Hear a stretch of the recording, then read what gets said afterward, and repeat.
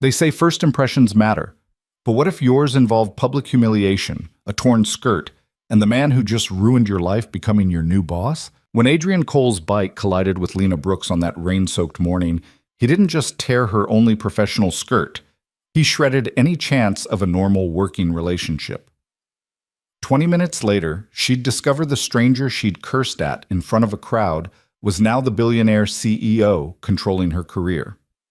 Some stories start with a meet-cute.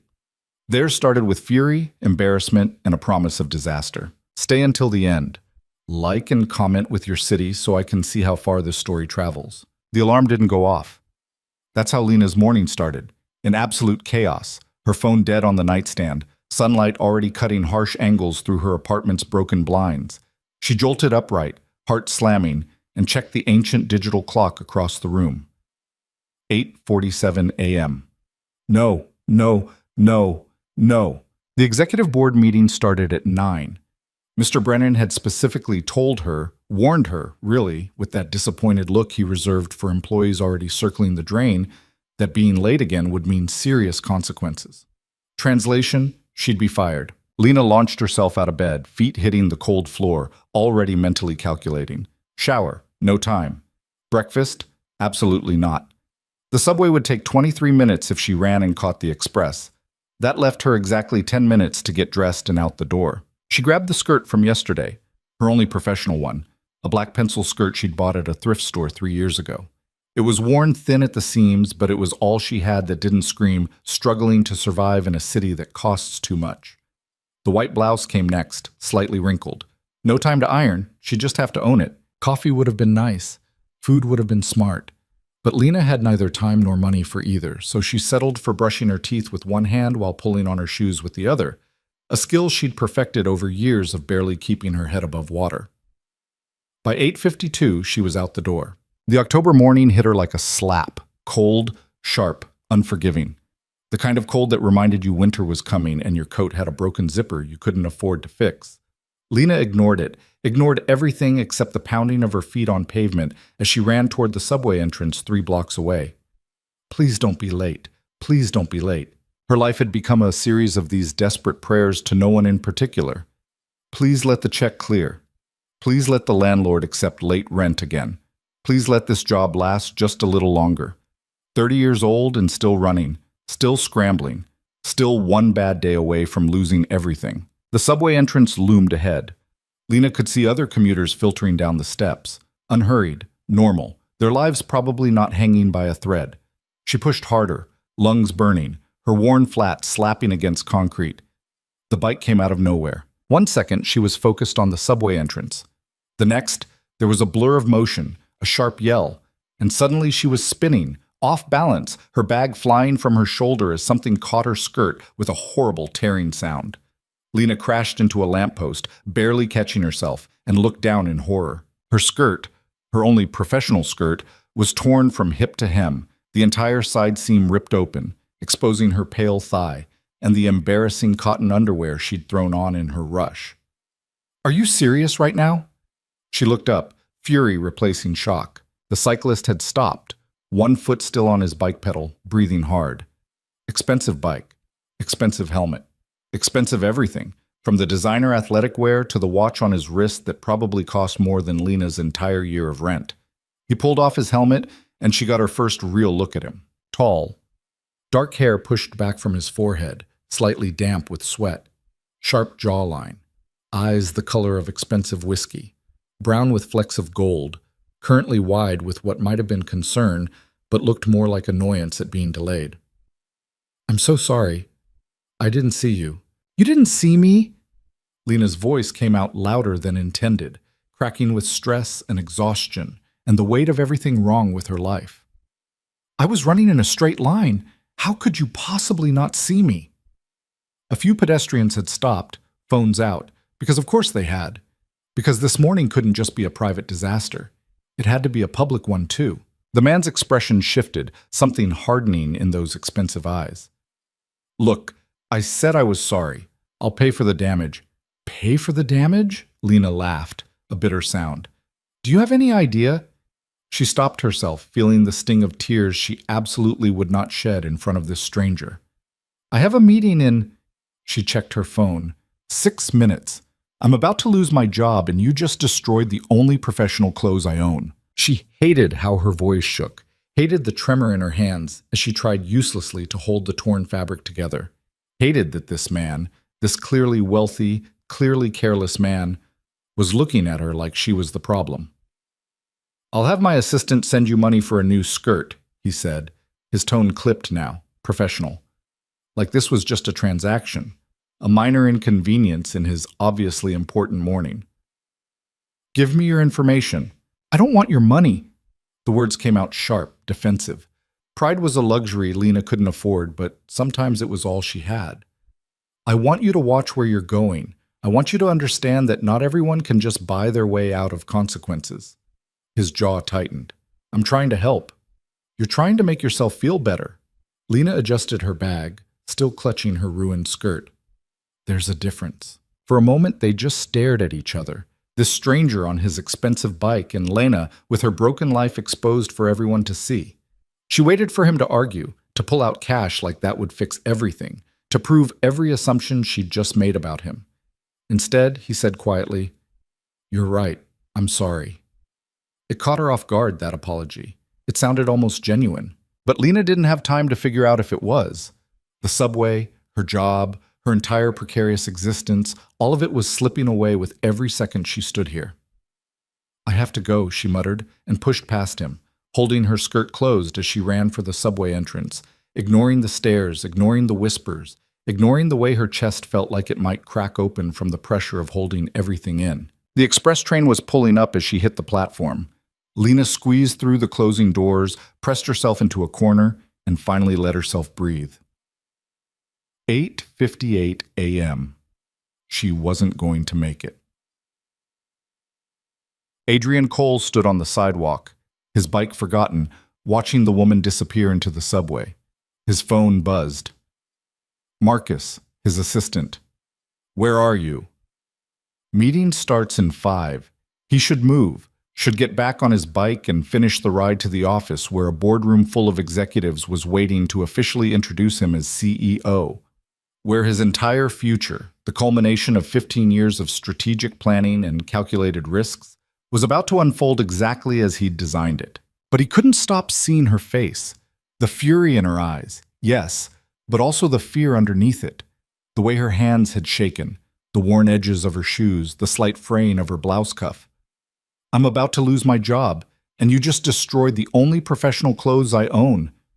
Adrian had built his fortune on reading people, on seeing what they didn't say.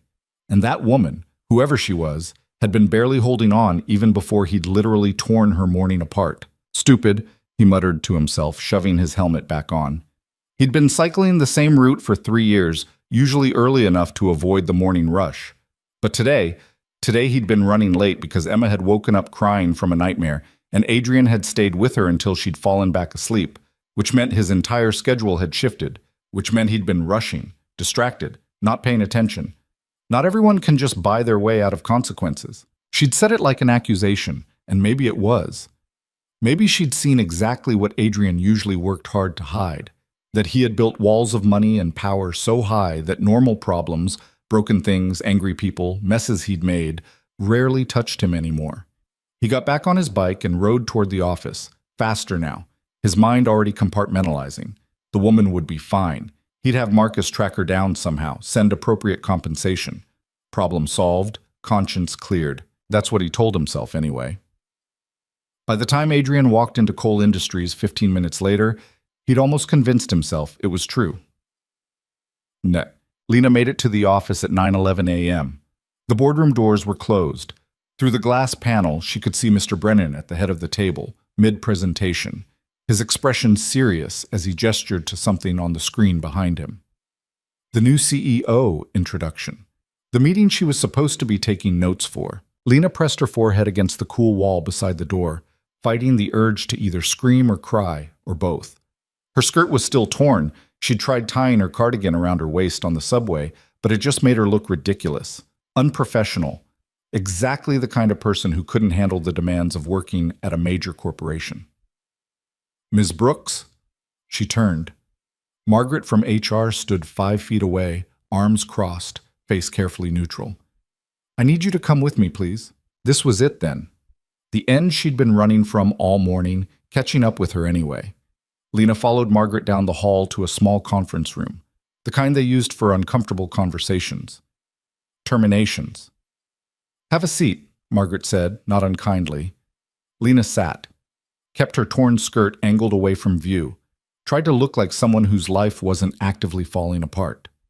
Mr. Brennan notified me that you were late to this morning's executive meeting. I know, I'm so sorry. My alarm… Margaret held up a hand. I'm not interested in excuses, Ms. Brooks. This is your 4th late arrival in 6 weeks. We've had multiple conversations about punctuality and professional standards. I understand, but… However, Margaret continued, and something in her tone made Lena stop. You won't be working with Mr. Brennan anymore, so the issue is somewhat moot. Lena's stomach dropped. You're firing me. No. Margaret pulled out a folder, slid it across the table. You're being transferred, effective immediately. Transferred? Lena opened the folder, confused. To where? The CEO's office. You'll be working as personal assistant to Mr. Adrian Cole. The world tilted sideways.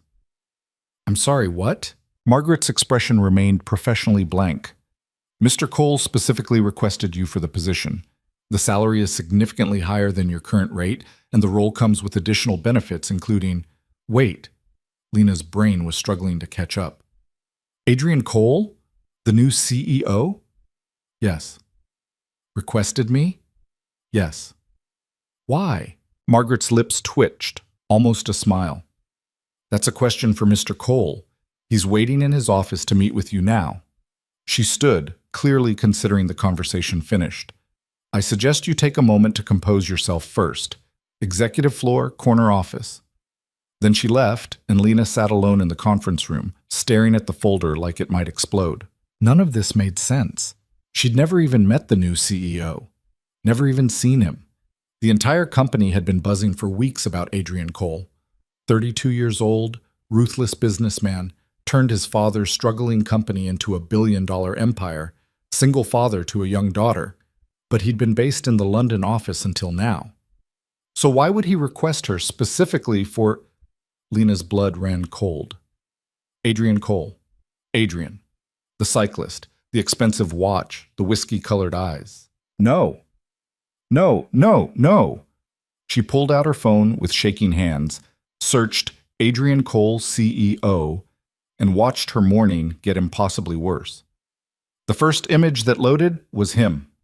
Same face, same sharp jawline, same everything, except in the photo he wore a suit that probably cost more than her car, and he was shaking hands with some politician, looking every inch the powerful billionaire everyone said he was. Lena had yelled at her new CEO, had told him he was careless and privileged and trying to buy his way out of consequences, had basically accused him of being everything wrong with wealthy people. And now he wanted her as his personal assistant. This was either the strangest coincidence in the universe, or she was about to be humiliated in ways she couldn't even imagine. Lena looked down at her torn skirt, her wrinkled blouse, her entire disaster of an existence. Well, she said to the empty room, it can't get worse. She was wrong, of course. It could always get worse. The executive floor was a different world. Lena had been to this level exactly once, when she'd first interviewed at Cole Industries 2 years ago. Back then, she'd been so nervous she'd spilled coffee on herself in the elevator and had to do the entire interview with a brown stain spreading across her lap. She hadn't gotten that job. Instead, she'd been placed 3 floors down in a department that handled mid-level client relations, filing reports for managers who barely knew her name. And now she was standing outside the CEO's office, her cardigan still tied awkwardly around her waist, wondering if this was some elaborate firing process for people who cursed out their bosses before technically becoming their employees. The door was dark wood, imposing. A small plaque read Adrian Cole, Chief Executive Officer. Lena knocked before she could talk herself out of it. Come in. His voice was different here, deeper, with more authority. The voice of someone used to being obeyed. She opened the door. The office was massive, floor-to-ceiling windows overlooking the city, Minimalist furniture that managed to look both expensive and uncomfortable. A desk the size of Lena's kitchen table, completely clear except for a laptop and a single photograph in a silver frame. And behind the desk, watching her with those same whiskey eyes, was the man who'd ruined her skirt. Adrian Cole stood as she entered. He'd changed since this morning. Now he wore a charcoal suit that fit him like it had been made specifically for his body, which it probably had. His dark hair was perfectly styled. He looked calm, controlled, every inch the powerful executive. Lena, by contrast, looked like she'd been hit by a bike and dragged through a subway system. "Miss Brooks," he said, "thank you for coming. Did I have a choice?" The words came out sharper than intended. Lena watched Adrian's eyebrow lift slightly. "Everyone has choices," he said. "Please, sit." She sat, keeping her ruined skirt angled away, trying to maintain some dignity. Adrian didn't sit. He walked around the desk, leaned against it, studying her with an intensity that made Lena's skin prickle. "I owe you an apology," he said finally. "You already apologized, on the street, before I—" She stopped herself. "Before you told me I was careless and privileged?" His lips twitched. "Yes, I remember. You weren't wrong." Lena blinked. "I wasn't— Wait, what?" "I wasn't paying attention this morning. I was distracted, rushing, and I made a mistake that cost you professionally. That's on me." He crossed his arms, and Lena noticed the photograph on his desk. A little girl, maybe 5 or 6, with wild dark curls and a gap-toothed smile. "So I'm fixing it. By making me your assistant? By offering you a position that pays triple your current salary, provides better benefits, and puts you in a role where your skills won't be wasted filing reports no one reads." Lena's throat tightened. "You don't know anything about my skills. I know you were running to a meeting despite having every reason to give up and go home. I know you were more concerned about being late than about your torn clothes or the strangers staring at you. I know you have pride even when you probably can't afford it." He tilted his head slightly.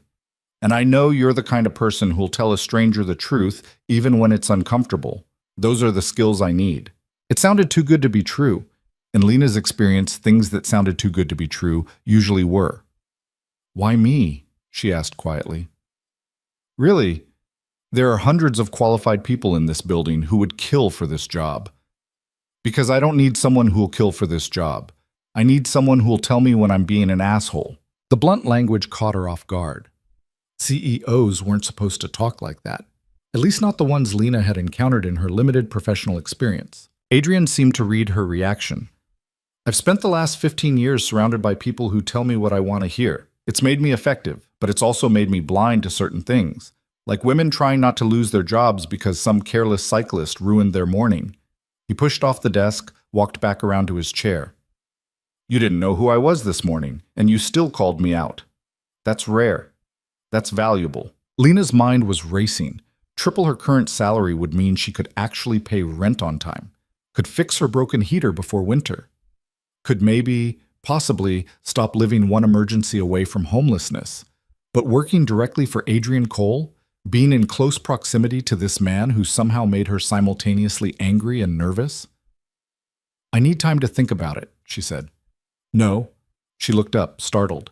"Excuse me? I need an answer now. If you say no, I'll find someone else, and you'll go back to filing reports for Brennan until he eventually fires you for being late." His tone wasn't cruel, just factual. "If you say yes, you start immediately, and we figure out the rest as we go." "That's not much of a choice." "I told you everyone has choices. I didn't say they were all good ones." Lena hated that he was right. Hated that he could see exactly how trapped she was, how little leverage she actually had. But she also hated the idea of going back downstairs, back to the job that was slowly suffocating her, back to the constant fear of not being enough. "Fine," she said. "Yes, I'll take the job." Adrian nodded once, like he'd expected nothing less. "Good. Marcus will handle the paperwork. You'll need a company credit card for expenses, access to my calendar, and clearance for—" He stopped, looking at her properly for the first time since she'd sat down. "You're still wearing the torn skirt." Lena felt her face heat. "It's the only one I have." Something flickered across his expression. Regret, maybe, or understanding. "There's a boutique on the 3rd floor. Tell them to charge everything to my account. Get whatever you need for the office. I don't want your... It's not charity, Ms. Brooks. It's a dress code requirement. You work for me now, which means you're representing this company. Consider it a uniform. He turned back to his laptop, clearly dismissing her. Be back here in an hour. We have a lot to cover. Lena stood, frustration and gratitude tangling in her chest. She made it to the door before he spoke again. Lena. She turned. He'd used her first name, and something about the way he said it made her pulse jump. I meant what I said earlier. I need someone who'll tell me the truth, even when it's uncomfortable, especially when it's uncomfortable. His eyes met hers, serious and searching. Can you do that? She thought about lying, about giving him the easy answer he probably expected. Instead, she said, I don't know. Ask me in a week when I figured out if I like you enough to be honest. Adrian's mouth curved into something that wasn't quite a smile but was close. Fair enough. Ta-da? The boutique on the third floor was the kind of place Lena had only ever looked at through windows. The sales associate, a woman named Simone with perfect posture and perfectly highlighted hair, greeted her with the kind of polite scrutiny that made Lena immediately aware of every stain, every wrinkle, every sign that she didn't belong here. I'm supposed to charge things to Adrian Cole's account, Lena said, and hated how defensive she sounded. Simone's expression shifted immediately. Of course, Mr. Cole called ahead. We've pulled several options for you. Of course he had. Because Adrian Cole was the kind of man who could make one phone call and have an entire store ready to dress his new assistant. Lena tried on 4 different outfits before finding one that didn't make her feel like she was playing dress-up in someone else's life. A navy sheath dress, simple and professional. Matching blazer. New shoes that didn't have worn-down heels. When she looked at herself in the mirror, she barely recognized the woman staring back. It suits you, Simone said, appearing beside her with a knowing smile. You look like you belong on the executive floor. That was the problem, though. Lena didn't belong there. She was a broke 30-year-old who'd yelled at her boss on the street and somehow stumbled into a job she wasn't qualified for. But she looked the part now, at least. I'll take it, she said. By the time Lena returned to Adrian's office, dressed in clothes that cost more than her monthly rent, she felt like a different person. Or maybe like a more convincing version of the person she'd been pretending to be all along. Adrian looked up from his laptop when she entered. His gaze traveled over her once, quick and assessing, before he nodded. Better? Sit. No comment on the transformation, just back to business. Lena sat, pulling out the notebook she'd grabbed from her old desk. First things first, Adrian said, turning his screen toward her. My schedule is chaos for the next 2 weeks. I need you to streamline it, cancel anything that isn't critical, and make sure I'm home by 6 every evening. 6? Lena raised an eyebrow. That's early for a CEO. I have a daughter, Emma. She's 6. He tapped the photograph on his desk. I pick her up from school every day at 5:30. That's non-negotiable. Something in Lena's chest softened. She'd expected Adrian to be like every other powerful executive she'd encountered. Married to the job, kids raised by nannies, family as an afterthought. Okay, she said. 6 p.m. hard stop. Got it.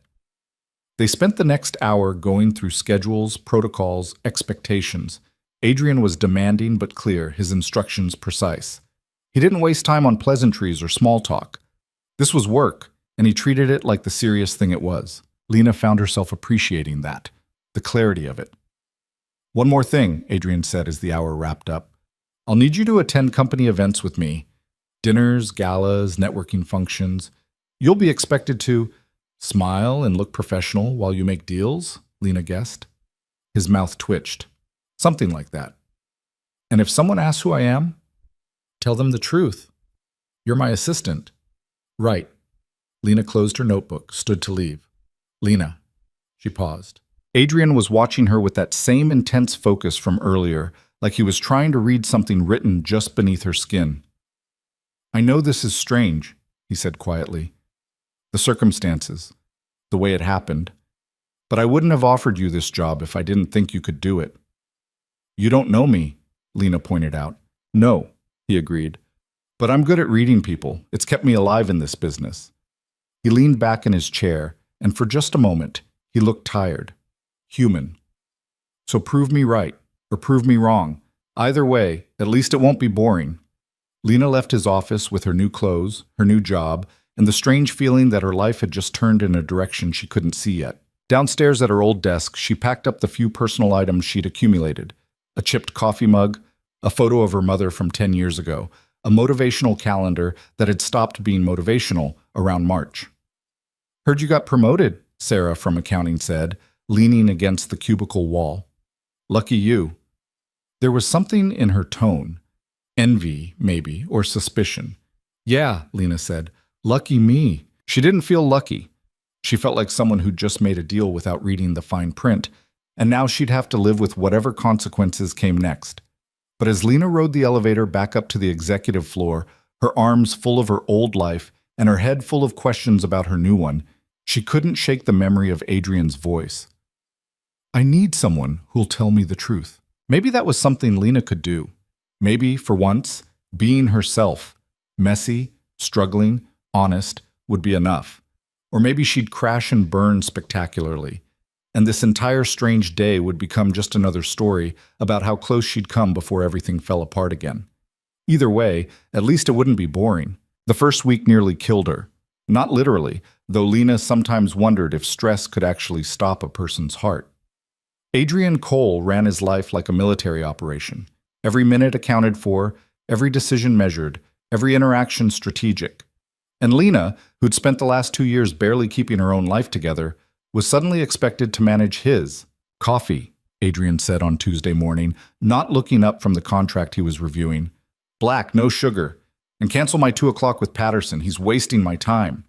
Lena, who'd been trying to figure out the complicated espresso machine in the executive break room for 15 minutes, felt her jaw tighten. "Please would be nice." Adrian's pen stopped moving. He looked up, one eyebrow raised. "Excuse me? Please." It's a word people use when they want something from someone else. Lena crossed her arms, even though her heart was hammering. "I'm your assistant, not your servant." For a long moment, Adrian just stared at her. Then, impossibly, his mouth curved into something almost like a smile. "Fair enough. Coffee, please. Black, no sugar. And would you mind canceling my 2 o'clock? See? Was that so hard?" "Apparently harder than I thought." He went back to his contract. "The coffee machine is temperamental. Hit it twice on the left side before you press brew." Lena did. The machine gurgled to life. "And Lena?" She turned. "Thank you for the reminder." Adrian's voice was quieter now, almost sincere. "I forget sometimes that people aren't machines." It was the first real thing he'd said to her all week, the first glimpse of something human underneath the CEO exterior. "You're welcome," Lena said, and surprised herself by meaning it. By Wednesday, she'd figured out the rhythm of Adrian's days. Mornings were for meetings, back-to-back, ruthlessly efficient, each one scheduled for exactly 27 minutes, because Adrian claimed 30 was too long and 25 felt arbitrary. Afternoons were for calls with international offices, reviewing reports, making decisions that affected thousands of employees across multiple countries. And every day at 5:15, no matter what was happening, Adrian shut his laptop and left. "Mr. Cole, the Singapore office is still on the line," Lena said on Thursday, catching him as he grabbed his coat. "Tell them I'll call back tomorrow morning their time." "But they said it's urgent." "Everything is urgent until you decide it's not." Adrian checked his watch, that expensive thing that probably told time in 6 different time zones. "Emma has a school performance tonight. She's playing a tree. If I miss it, I'm a terrible father. Singapore can wait." He left, and Lena stood in his office, the phone still blinking with the waiting call, and felt something shift in her understanding of this man. Adrian Cole was ruthless in business. She'd seen it firsthand, the way he could dismantle someone's argument with 3 precise questions, the way he could say no without apology, the way he treated time like the valuable currency it was. But he was a father first, and somehow that made everything else make more sense.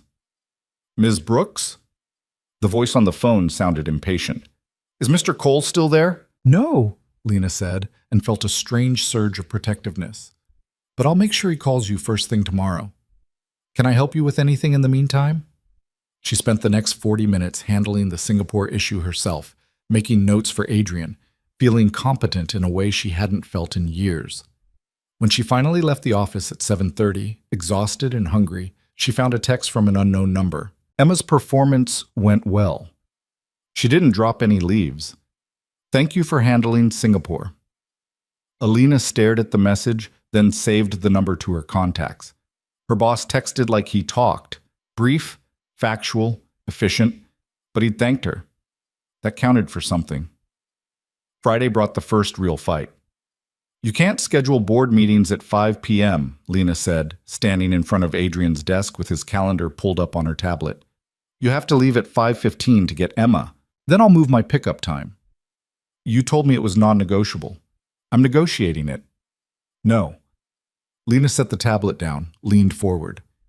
You hired me to manage your schedule, which means I get to tell you when you're being an idiot. This is one of those times. Adrian's expression went cold. Excuse me? You heard me. You can't sacrifice time with your daughter because some board members can't be bothered to meet during normal hours. Either we move the meeting to 3 p.m. or you decline and send someone else. You've worked here for 1 week, Lena. You don't get to tell me how to run my company. I'm not telling you how to run your company. I'm telling you how to keep the promise you made to a 6-year-old who thinks her dad hung the moon. She held his gaze, refusing to back down. So which is more important, the board meeting or being the father you told me you wanted to be? The silence stretched between them, taut as a wire.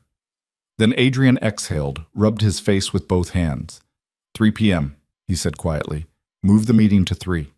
Good. You're infuriating, you know that. You're the one who said you needed someone to tell you the truth.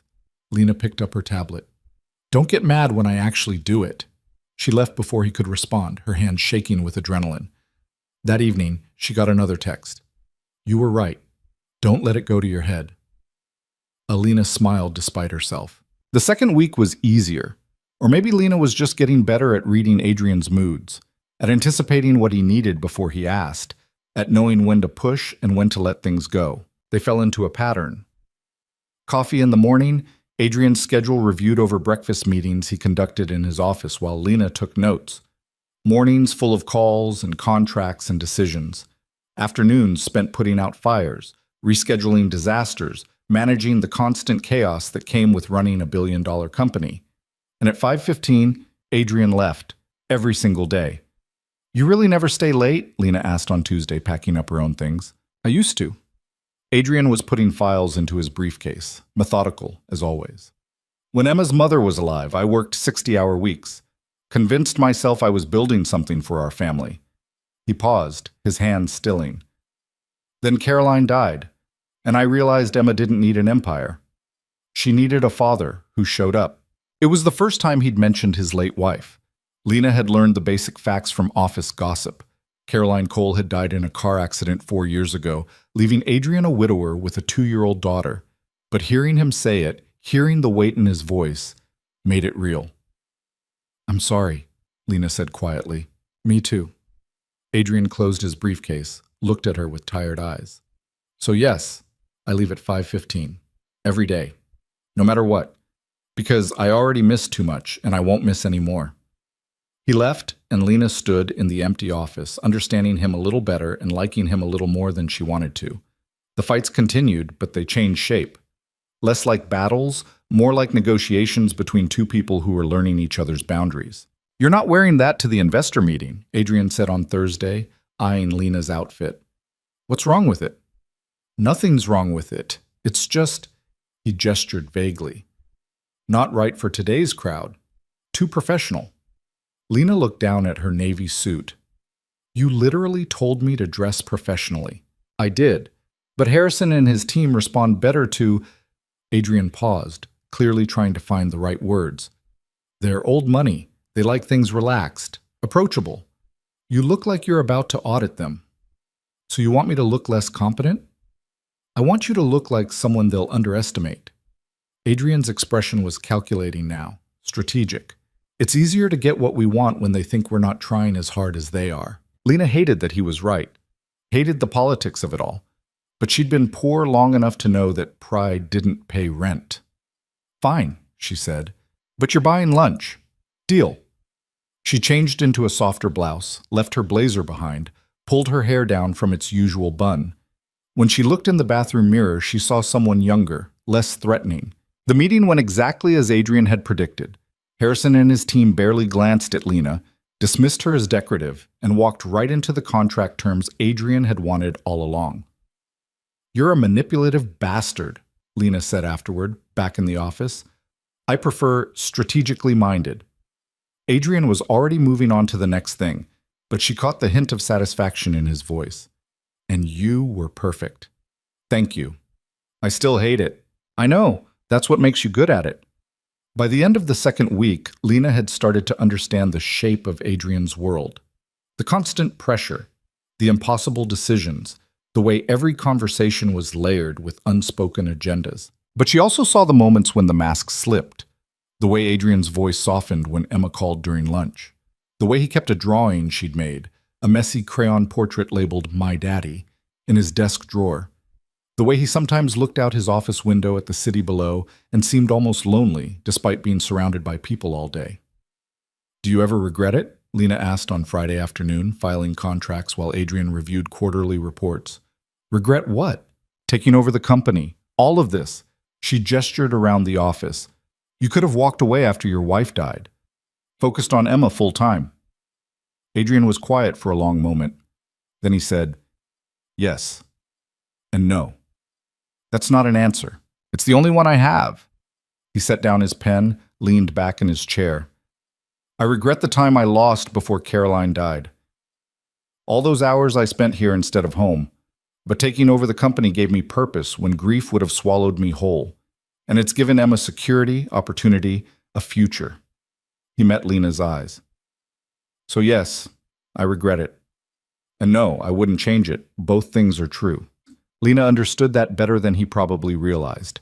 Her own life was full of contradictions, hating her poverty while being proud of surviving it, wanting more while being afraid of what more might cost. "For what it's worth," she said, "I think you're doing okay with both things." Adrian's expression shifted, something vulnerable flickering across his face before he locked it down again. "Thank you," he said quietly. "That means more than you know." The third week brought the company gala. "I need you there, Scott," Adrian said on Monday, dropping an invitation on Lena's desk. "The annual charity event. Next Friday? It's black tie, it's tedious, and it's unfortunately necessary." Lena picked up the invitation.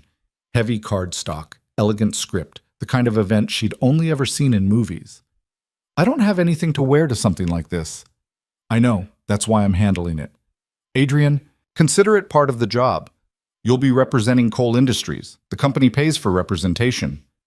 He was already walking back to his office, clearly considering the matter settled. "Simone from the boutique will call you this afternoon. Tell her what you like." "I don't like any of this," Lena muttered, but Adrian was already gone. Simone called at 2 p.m., cheerful and efficient, and by Wednesday Lena found herself in the boutique again, trying on dresses that cost more than her car. "This one," Simone said, holding up a deep emerald gown. "It'll make your eyes look incredible." Lena's eyes were brown, not green, but she tried it on anyway. The woman in the mirror looked like someone from a different life. The dress fit perfectly, elegant without being showy, the color somehow making her skin glow. "I look like you belong on Adrian Cole's arm," Simone finished, smiling. "Which is exactly the point." Lena's stomach flipped. "I'm his assistant, not his date." Simone's expression suggested she didn't see much difference. "Well, either way, you'll be the most interesting person in that ballroom." Lena doubted that, but she took the dress anyway, along with shoes she'd never wear again and jewelry that was on loan because buying it would have been absurd. Friday came too fast. The gala was held at a hotel that probably charged more per night than Lena made in a month. She arrived in a car Adrian had sent, feeling like an imposter, and walked into a ballroom full of people who belonged to a world she'd only ever seen from the outside. Crystal chandeliers, string quartet, women in designer gowns and men in tuxedos, all of them moving through the space with the ease of people who'd been doing this their entire lives. Lena spotted Adrian immediately. He stood near the bar, talking to a group of older men, and even in a room full of wealth and power, he stood out. The tuxedo fit him like a second skin, his dark hair perfectly styled, that commanding presence impossible to miss. Then he saw her. Their eyes met across the ballroom, and something shifted in his expression. Surprise, maybe. Or something else Lena couldn't quite name. He excused himself from the conversation and walked toward her, and Lena's heart did something stupid in her chest. Lena. His voice was different here, softer. You look like I'm playing dress-up in someone else's life? I was going to say beautiful, but your version works too. His mouth curved into that almost smile she was starting to recognize. Thank you for coming. Like I had a choice. You always have a choice. You just keep choosing to stay. He offered his arm. Come on, let me introduce you to people who will bore you to death. The next 2 hours were exactly as tedious as Adrian had promised. Lena met investors and board members and other CEOs, all of them polite and distant, clearly trying to figure out who she was and why she was there. His new assistant, she heard someone whisper. Very young, very pretty. The implication was clear. Lena wanted to scream that it wasn't like that she'd earned this job, that Adrian wasn't some cliché boss sleeping with his employee. But she just smiled and made small talk and played the role she'd been brought here to play. You're good at this, Adrian murmured during a brief moment alone. They were standing near the windows, the city lights spread out below them. At what? Pretending I belong here? At not letting them see how much you hate it. He handed her a glass of champagne from a passing waiter. That takes skill. Or practice being someone I'm not. Adrian's expression shifted, something serious entering his eyes. You're not pretending to be someone else, Lena. You're just showing them a different side of who you already are. Before she could respond, a woman's voice cut through the moment. Adrian, there you are. Lena turned and saw her. Tall, blonde, stunning in a red gown that probably cost more than Lena's yearly salary. She moved with the kind of confidence that came from always being the most beautiful person in the room. Victoria. Adrian's tone was carefully neutral. I didn't know you were back in the country. Just flew in yesterday. Victoria's smile was bright, practiced. Then her eyes landed on Lena, and something calculating flickered there. And who's this? Lena Brooks, my assistant. Adrian's hand moved to the small of Lena's back, a gesture that could have been professional or protective or both. Lena, this is Victoria Hale. She runs Hale Enterprises. And used to run much more than that, Victoria said, her smile sharpening. Adrian and I were engaged once. Did he mention that? No, Lena said, keeping her voice level even as her stomach dropped. He didn't. Ancient history, Adrian said, his hand still on Lena's back. If you'll excuse us, Victoria. Actually, I was hoping we could talk about the merger proposal. It's time-sensitive. Victoria's eyes never left Adrian's face. Unless you're too busy. The dismissal was clear. Lena was just the assistant, easily ignored. I'll give you two a moment, Lena said, stepping away from Adrian's touch. I need some air anyway. She walked away before he could stop her, heading for the balcony, needing space to breathe. The cold October air hit her like a slap, but it helped. Out here, away from the crowd and the music and Victoria Hale's knowing smile, Lena could think clearly. Adrian had been engaged to a woman who looked like a model and ran her own company and belonged in his world in ways Lena never would. It shouldn't matter. Lena was his assistant, nothing more. His past relationships were none of her business. But standing there in a borrowed dress, at a party where she didn't belong, watching Adrian through the window as Victoria touched his arm and laughed at something he said, Lena felt the gap between their worlds more clearly than ever. Hiding, she turned to find a man standing in the balcony doorway. Mid-30s, kind eyes, an easy smile that seemed genuine in a room full of practiced ones. Observing, Lena corrected. Ah, same thing I'm doing then. He stepped out onto the balcony, offered his hand. Daniel Reeves. I run a non-profit downtown, very out of place at events like this. Lena Brooks, personal assistant to Adrian Cole, also out of place. Well, at least we can be out of place together. Daniel leaned against the railing beside her. How long have you worked for Cole? 3 weeks? And you're already at the fancy galas? He must think highly of you. Lena laughed, a bitter sound. Or he just needed someone to stand next to him while he networks. I doubt that's all it is. Daniel glanced back through the window where Adrian was still talking to Victoria. I've known Adrian for a few years. He's particular about who he keeps close. If you're here, it means something. It was meant to be comforting, Lena knew, but it just made her feel more confused. They talked for a while. Easy conversation about the city, about work, about nothing important. Daniel was nice, uncomplicated, the kind of man who probably didn't come with billion-dollar companies and ex-fiancés and lives too big for Lena to fit into. I should get back, she said finally. Can I give you my card? We're always looking for volunteers at the nonprofit, and Daniel smiled a little shy. I'd like to see you again, if you're interested. Lena took the card, surprised. I'll think about it. Inside, the gala was winding down.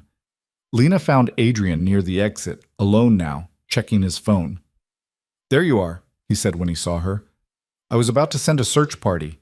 I was just getting some air. With Daniel Reeves. There was something in his tone, not quite accusation, but close. Lena's defenses went up. Is that a problem? No, Daniel's a good man. Adrian pocketed his phone, studied her face. Did he ask you out? That's none of your business. You're right, it's not. But his jaw was tight, his expression unreadable. Ready to leave? The car ride back was quiet. Lena stared out the window, watching the city blur past, acutely aware of Adrian beside her in the darkness. Victoria and I ended things 5 years ago, he said suddenly. Before I met Caroline, before Emma. It's done. You don't owe me an explanation. Maybe not, but I'm giving you one anyway. He shifted in his seat, and Lena could feel his eyes on her. She wants back in. The merger proposal is just an excuse, but I'm not interested. Again, not my business. Lena, I'm your assistant, Adrian. Who you date, who you were engaged to, who wants back into your life, none of that has anything to do with me. She finally looked at him, and her chest ached at the frustration in his expression. I need to remember that. We both do. The car pulled up outside her apartment building. Small, shabby, a stark reminder of the different worlds they inhabited. Thank you for the dress, Lena said, reaching for the door handle. And for the evening. Lena, wait. She paused. Adrian looked like he wanted to say something important. Instead, he just said, You were right earlier. When you said you were playing dress up in someone else's life, I shouldn't have pushed you into this world. It wasn't fair. You didn't push me. I chose to come. Why?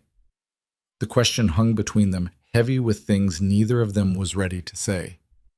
Because you asked me to, Lena said finally, and because somewhere in the last 3 weeks, I started to actually care about whether you succeed. She got out of the car before he could respond, but she felt his eyes on her all the way to her door. That night, Lena lay in bed, still wearing the emerald dress, staring at Daniel Reeves's card on her nightstand, and tried not to think about the way Adrian had looked at her across the ballroom, tried not to think about Victoria Hale's hand on his arm, tried not to think about the fact that somewhere in the chaos of the last 3 weeks, working for Adrian Cole had stopped being just a job and started being something far more dangerous. Monday morning came too fast. Lena walked into Adrian's office with coffee and his schedule, determined to reset everything back to professional boundaries. Morning, she said briskly. You have a 9 a.m. with the board, lunch with the Singapore team via video conference, and Emma's parent-teacher conference at 3. I've cleared your afternoon after that. Thank you. Adrian looked tired, like maybe he hadn't slept well either. About Friday, already forgotten. Lena set his coffee down, kept her voice light. Just another work event. Right, of course. They worked in silence for the next hour, the easy rhythm they'd developed over the past weeks suddenly stiff and uncomfortable. At noon, Lena's phone buzzed. A text from an unknown number. Hi, Lena. This is Daniel. Enjoyed meeting you Friday. Any interest in coffee this week? No pressure. D. She stared at the message, then glanced up to find Adrian watching her. Everything okay? Fine. Lena put her phone away. Just a personal message. From Daniel? How did you... She stopped, shook her head. Never mind. Yes, from Daniel. Adrian's expression went carefully blank. Are you going to respond? I don't know. Maybe. She crossed her arms, defensive. Would that be a problem? No, why would it be? I don't know, Adrian. You tell me. The tension stretched between them, sharp as a blade. Finally, Adrian said, "Daniel's a good man. If you want to see him, you should." But? No but. I mean it. He went back to his reports, and Lena went back to her desk, and the rest of the day passed in that same careful distance. That evening, Lena texted Daniel back. "Coffee sounds nice? Wednesday afternoon?" His response came immediately. "Perfect. There's a place on 5th Street, 2 p.m. See you there." She tried to feel excited about it. Daniel was nice, stable, interested in her for reasons that had nothing to do with torn skirts or professional obligations. This was good. This was normal. So why did it feel like a mistake? Wednesday's coffee with Daniel was easy. They talked about his nonprofit, about her work with Adrian, about their shared love of old movies and terrible puns. "You're easy to talk to," Daniel said, smiling across the table. "I like that." "So are you." And he was. Daniel was everything Lena should want: kind, genuine, uncomplicated. But when he walked her back to the office afterward and his hand brushed hers, she felt nothing. No spark. No pull. Just pleasant company and the nagging sense that she was using him as a shield against feelings she didn't want to examine. "Can I see you again?" Daniel asked at the building entrance. "Sure," Lena said, because she didn't know how to say no without explaining why. She rode the elevator back to the executive floor, feeling worse than before. Adrian was in his office, on a call.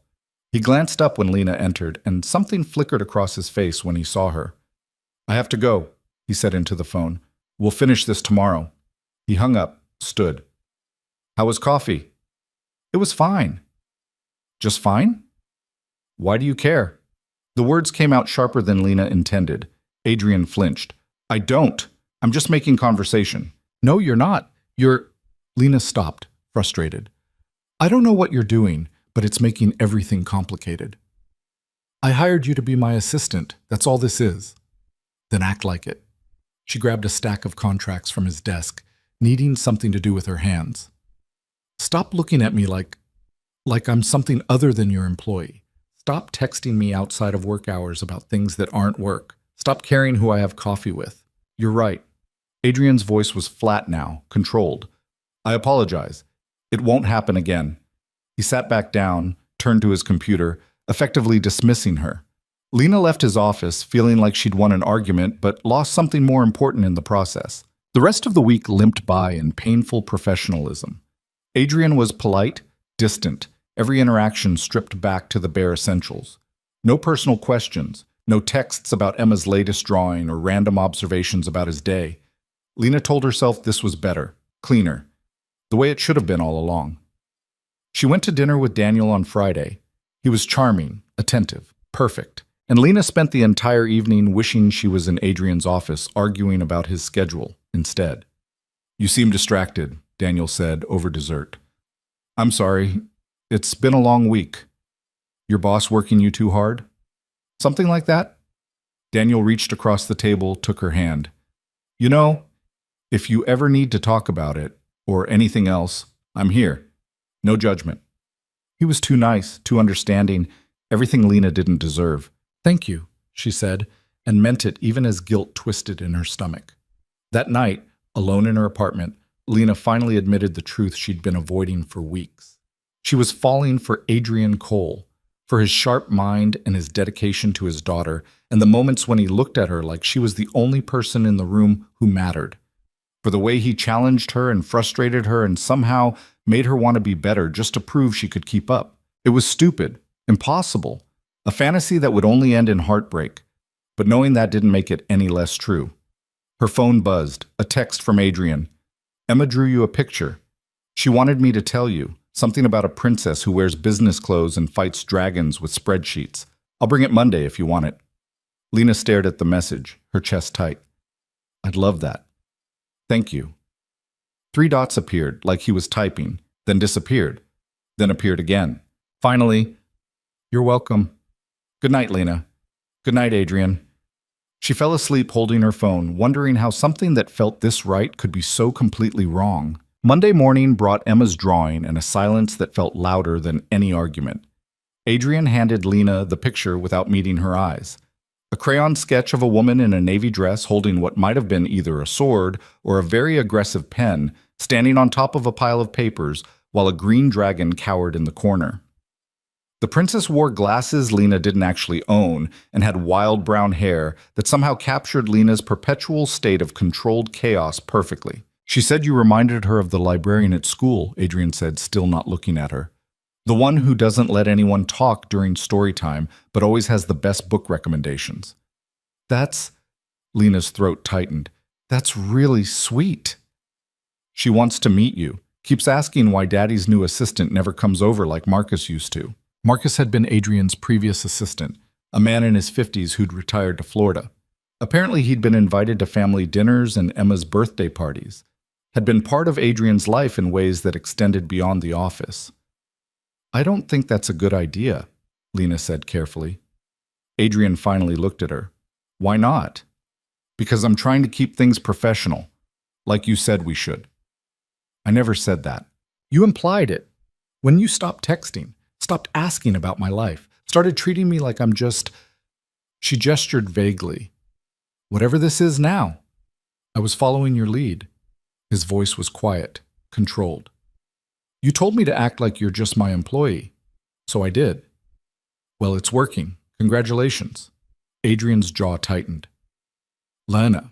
Your 9 a.m. is waiting in the conference room, she interrupted, unable to continue this conversation without saying things she couldn't take back. I'll handle the morning emails. She left before he could respond, Emma's drawing clutched in her hand like evidence of everything complicated between them. The week crawled forward in that same painful distance. Adrian was polite, professional, completely closed off. Lena matched his energy, and together they created an office environment that was efficient, productive, and absolutely miserable. Daniel texted every day. Sweet messages about his work, questions about hers, invitations to coffee or lunch or dinner. Lena said yes more often than not, partly because she liked him, and partly because being with Daniel was easier than sitting alone in her apartment thinking about Adrian. You're seeing someone, Sarah from accounting said on Wednesday, catching Lena in the break room. You have that look. What look? The one where you smile at your phone but it doesn't quite reach your eyes. Sarah poured herself coffee, studying Lena with the kind of knowing expression that made Lena uncomfortable. It's the guy from the nonprofit, isn't it? Someone saw you two at that Italian place on 5th. We've had coffee a few times, it's not serious. Does Mr. Cole know? The question caught Lena off guard. Why would that matter? Sarah shrugged, but something in her expression suggested she knew more than she was saying. No reason. Just seems like you two spend a lot of time together. Figured he might have opinions. He doesn't. It's none of his business. Right. Of course not. But Sarah's words lingered. Did Adrian have opinions? Did it bother him that Lena was seeing Daniel? And why did Lena care either way? Thursday afternoon brought the first real crack in Adrian's composure. Lena was filing contracts when Victoria Hale walked into the office unannounced, dressed in a cream suit that probably cost more than Lena's car, and wearing a smile that didn't reach her eyes. Is Adrian available? Victoria asked, not bothering with pleasantries. He's on a call with Tokyo. Should be done in 15 minutes. Perfect. I'll wait. Victoria settled into one of the chairs facing Adrian's office, crossing her legs with practiced elegance. So, you're the new assistant. That's me. Lasting longer than I expected. Most people can't handle Adrian's intensity for more than a few weeks. Victoria's gaze was assessing, calculating. What's your secret? I don't have one. I just do my job. And the job includes attending galas? Meeting his daughter? Victoria's smile sharpened. That's not standard assistant territory. Lena's hands stilled on the files. How do you know about Emma? Adrian and I have dinner occasionally. We talk. Victoria leaned back, completely at ease. He mentioned that Emma's been asking about you. Apparently you've made quite an impression. The words felt like a test, and Lena didn't know how to pass it. I haven't met Emma, she said carefully. Whatever Adrian told you, he told me he's being careful, that he doesn't want to introduce anyone into Emma's life who might not stay. Victoria's eyes never left Lena's face. Smart man. Emma's already lost one mother. She doesn't need to get attached to someone temporary. The implication was clear. Lena was temporary, replaceable, not someone who belonged in Adrian's real life. "If you'll excuse me," Lena said, standing, "I have work to do." She made it to the break room before the tears started. Angry tears, frustrated tears, tears that came from weeks of fighting feelings she shouldn't have while trying to convince herself she didn't care. "Lena?" She turned to find Adrian standing in the doorway, concern written across his face. "I'm fine. Victoria's waiting for you." "I don't care about Victoria. What happened?" "Nothing. I'm just—" Lena wiped her eyes, hating that he was seeing her like this. "It's been a long day." Adrian stepped closer and Lena could smell his cologne, something expensive and subtle that she'd started associating with safety. "Did Victoria say something to you?" "Just the truth, that I'm temporary, that Emma doesn't need to get attached to someone who won't stay." "She had no right." "She was right, though, wasn't she?"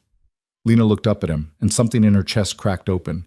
"I am temporary. This whole thing, working for you, being in your life, it has an expiration date. We both know that." "I don't—" Adrian stopped, his expression pained. "That's not what I want. It doesn't matter what you want, or what I want." Lena took a shaky breath.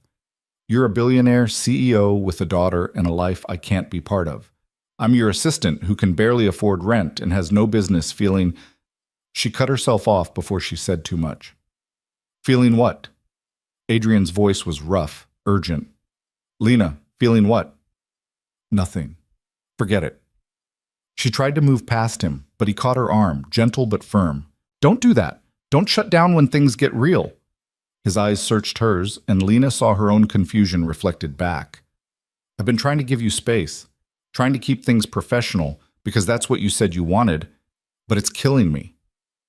"Adrian, I think about you all the time. Wonder if you're okay, if you're happy, if Daniel is treating you the way you deserve." His hand was still on her arm, warm through her sleeve. "And I know I shouldn't care because you're right. You're my assistant, and this is complicated and probably a terrible idea. But I do care. I can't seem to stop." Lena's heart was hammering so hard she could barely breathe. "You can't say things like that." "Why not?" "Because I'm seeing Daniel. Because you have Victoria showing up at your office talking about dinners together. Because nothing about this makes sense, and I don't know how to—" "Are you in love with him?" Adrian asked suddenly. "Daniel, are you in love with him?" "That's not fair. It's a simple question." "No, it's not." Lena pulled away, needing distance. "I like Daniel. He's kind and stable, and he wants me without all this complication." "That's not what I asked." "I know what you asked." She met his eyes, and the truth sat heavy on her tongue. "No, I'm not in love with Daniel." Adrian's expression shifted, something like relief flooding his features. "Then why—" "Because loving someone else would be even more stupid," Lena said, and walked out before he could see her completely fall apart. She spent the rest of the afternoon at her desk, pretending to work while actually trying not to think about the conversation in the break room. Adrian stayed in his office with Victoria for 2 hours, their voices occasionally drifting through the door. Too quiet to make out words, but loud enough to remind Lena that Victoria belonged in Adrian's world in ways she never would. When Victoria finally left, she stopped by Lena's desk. "Take care of him," Victoria said, and there was something almost genuine in her expression. "Adrian acts tough, but he's more fragile than people think, especially when it comes to people he cares about." Then she was gone, leaving Lena more confused than ever. That evening, Daniel took Lena to a poetry reading in a bookstore downtown. It was sweet, thoughtful, exactly the kind of date Lena would have loved a month ago. But all she could think about was Adrian's voice asking if she was in love with Daniel, the way he'd looked at her like her answer mattered more than anything. "You're distracted again," Daniel said during the intermission, his tone gentle but resigned. "I'm sorry. I don't mean to be." "It's him, isn't it? Your boss." Daniel's smile was sad. "I've been trying to ignore it, but the way you talk about him, or carefully don't talk about him, it's pretty obvious." Lena felt shame burn through her. "Daniel, I'm so sorry. You've been nothing but wonderful, and You can't help who you care about." He took her hand, squeezed it once. "I like you, Lena, a lot. But I'm not interested in being someone's second choice." "You're not?" "I am, and that's okay. I'd rather know now than 6 months from now when we're both in deeper." He stood, pulled out his wallet, and left cash for their drinks. For what it's worth, I hope it works out. With him. You deserve to be happy. He kissed her cheek and left, and Lena sat alone in the bookstore feeling like she'd just lost something good because she was too busy wanting something impossible. Friday brought the worst day yet. Adrian was scheduled to attend a charity luncheon at noon, one of those events where wealthy people ate expensive food and wrote checks to feel better about their privilege. Lena had the details memorized. The Plaza Hotel, room 402, arrive at 11:45. At 11:30, Adrian's phone rang. Lena heard his sharp intake of breath, then, "I'll be right there." He emerged from his office, face pale, already grabbing his coat. Emma's school called. She fell on the playground. They think she broke her arm. His hands were shaking as he pulled on his jacket. "I need to go. I'll cancel the luncheon. It's the Henderson Foundation. They're our biggest charitable partner. If I don't show, then I'll go in your place." The words were out before Lena had fully thought them through. "I know the pitch. I've been to enough of these things. I can handle it." Adrian stared at her. "Lena, you don't have to." Emma needs you. That's more important than any luncheon. She was already pulling up the details on her tablet. "Go be with your daughter. I've got this." For a moment, Adrian looked like he might argue. Then he crossed the space between them and pulled Lena into a quick, tight hug that left her breathless. "Thank you," he said against her hair. "I'll call you when I know more." Then he was gone, and Lena was left standing in his office, her heart racing, trying to remember how to breathe normally. She made it to the plaza at 11:43, wearing the navy dress from the boutique and a confidence she didn't quite feel. The room was full of wealthy donors, foundation board members, and the kind of people who could write six-figure checks without blinking. "Ms. Brooks," Richard Henderson himself approached, looking concerned. "Where's Adrian?" "Family emergency? His daughter was injured. He sends his apologies." Lena straightened her shoulders. "But I'm here to represent Cole Industries, and I promise you won't be disappointed." Henderson's expression was skeptical, but he gestured to the podium. "Well then, show us what you've got." Lena had watched Adrian give dozens of presentations, had seen the way he commanded a room, the way he made people care about things they hadn't known mattered. She couldn't copy his style, she wasn't him, but she could be herself, honest, direct, passionate about the work Cole Industries did. She talked about the company's commitment to education initiatives, about the scholarships they'd funded, the schools they'd built, the lives they'd changed. She shared statistics Adrian had drilled into her, but she also shared stories. The thank you letter from a single mother whose daughter was now the first in their family to attend college.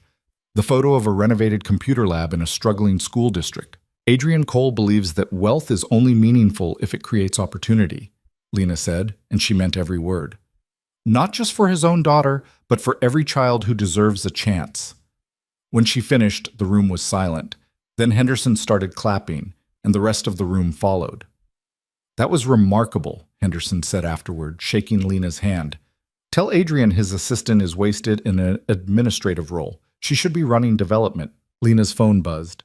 "Adrian, Emma's okay. Clean break, needs a cast.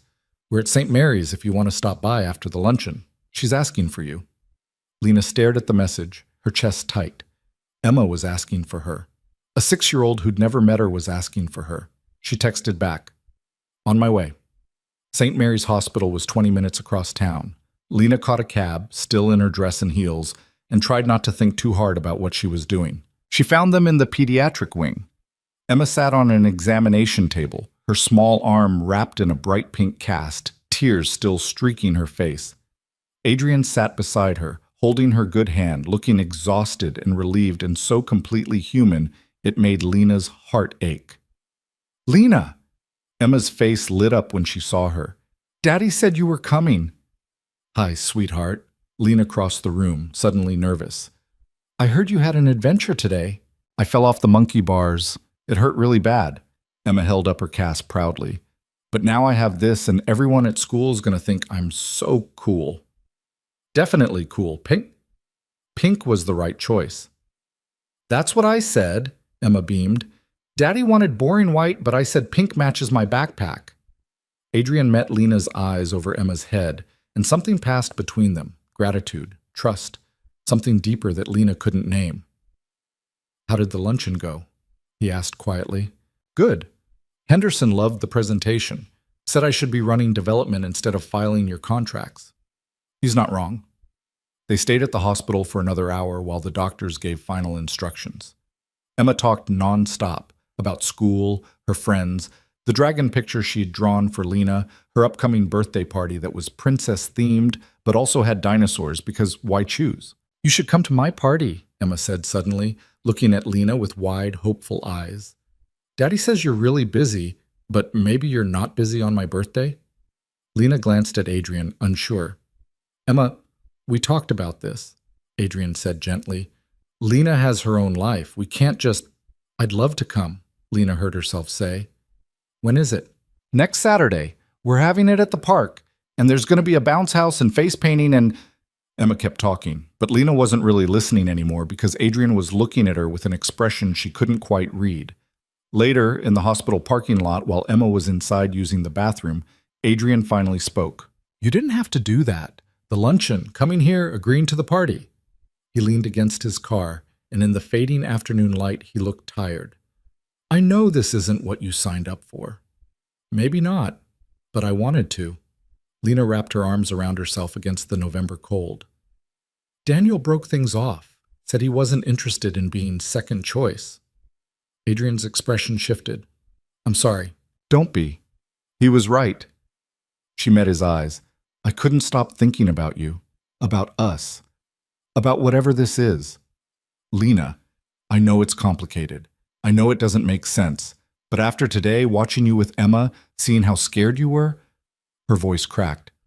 I don't want to keep pretending I don't care about you. Adrian crossed the distance between them in 2 steps, and suddenly his hands were on her face and he was kissing her, urgent and desperate and full of everything they'd been holding back for weeks.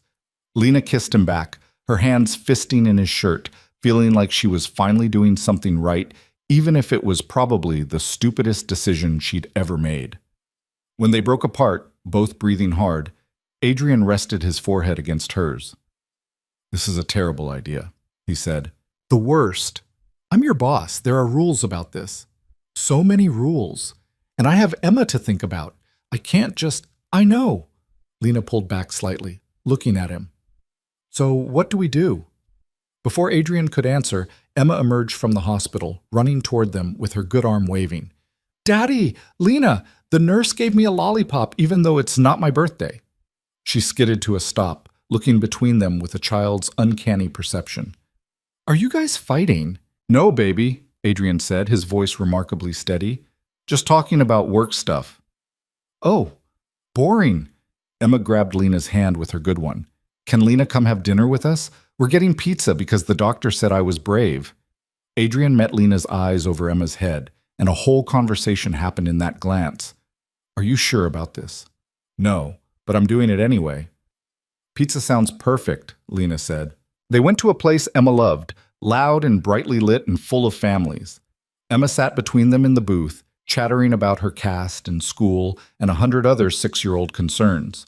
And for a few hours, Lena let herself pretend this was normal, that she was just having dinner with Adrian and his daughter, that she belonged in this moment. But later, when Adrian dropped her off at her apartment, reality crashed back. We need to figure this out, he said, the car idling at the curb. What we're doing, what it means. I know. I can't promise you easy. My life is complicated. Emma has to come first. And the company, there are policies about relationships between executives and staff. I know, Lena said again, because she did. She'd known from the start that this was impossible. But I don't want to lose you. Adrian's voice was rough.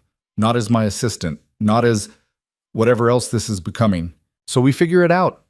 Together. Lena reached across the console, took his hand. One disaster at a time. He laughed, short and tired. That's my life in a nutshell. Mine too. Maybe that's why this works.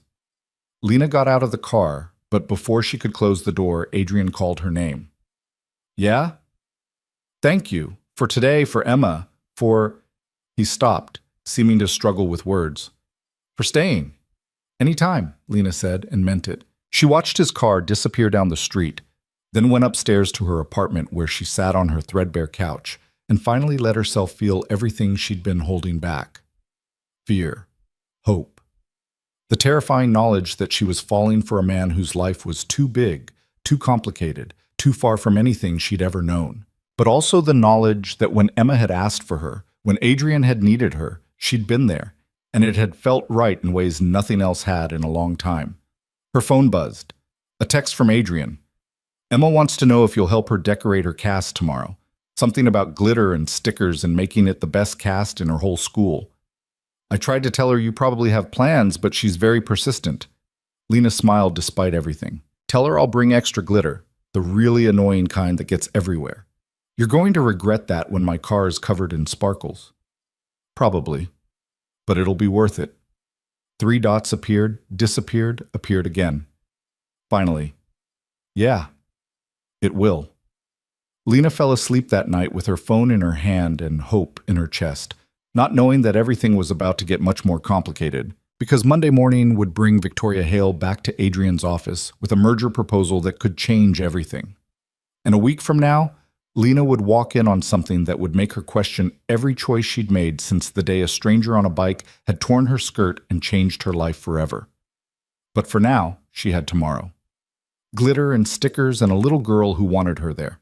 Sometimes that was enough. Sunday afternoon found Lena sitting on Adrian's living room floor, surrounded by enough glitter to coat a small planet, while Emma carefully placed stickers on her pink cast with the concentration of a surgeon. Not the unicorn there, Emma said, peeling it off for the 3rd time. It has to go next to the rainbow so they match. My mistake, Lena said solemnly, handing over a different sticker. Adrian watched from the kitchen doorway, coffee mug in hand, wearing jeans and a worn Columbia sweatshirt that made him look younger. More real.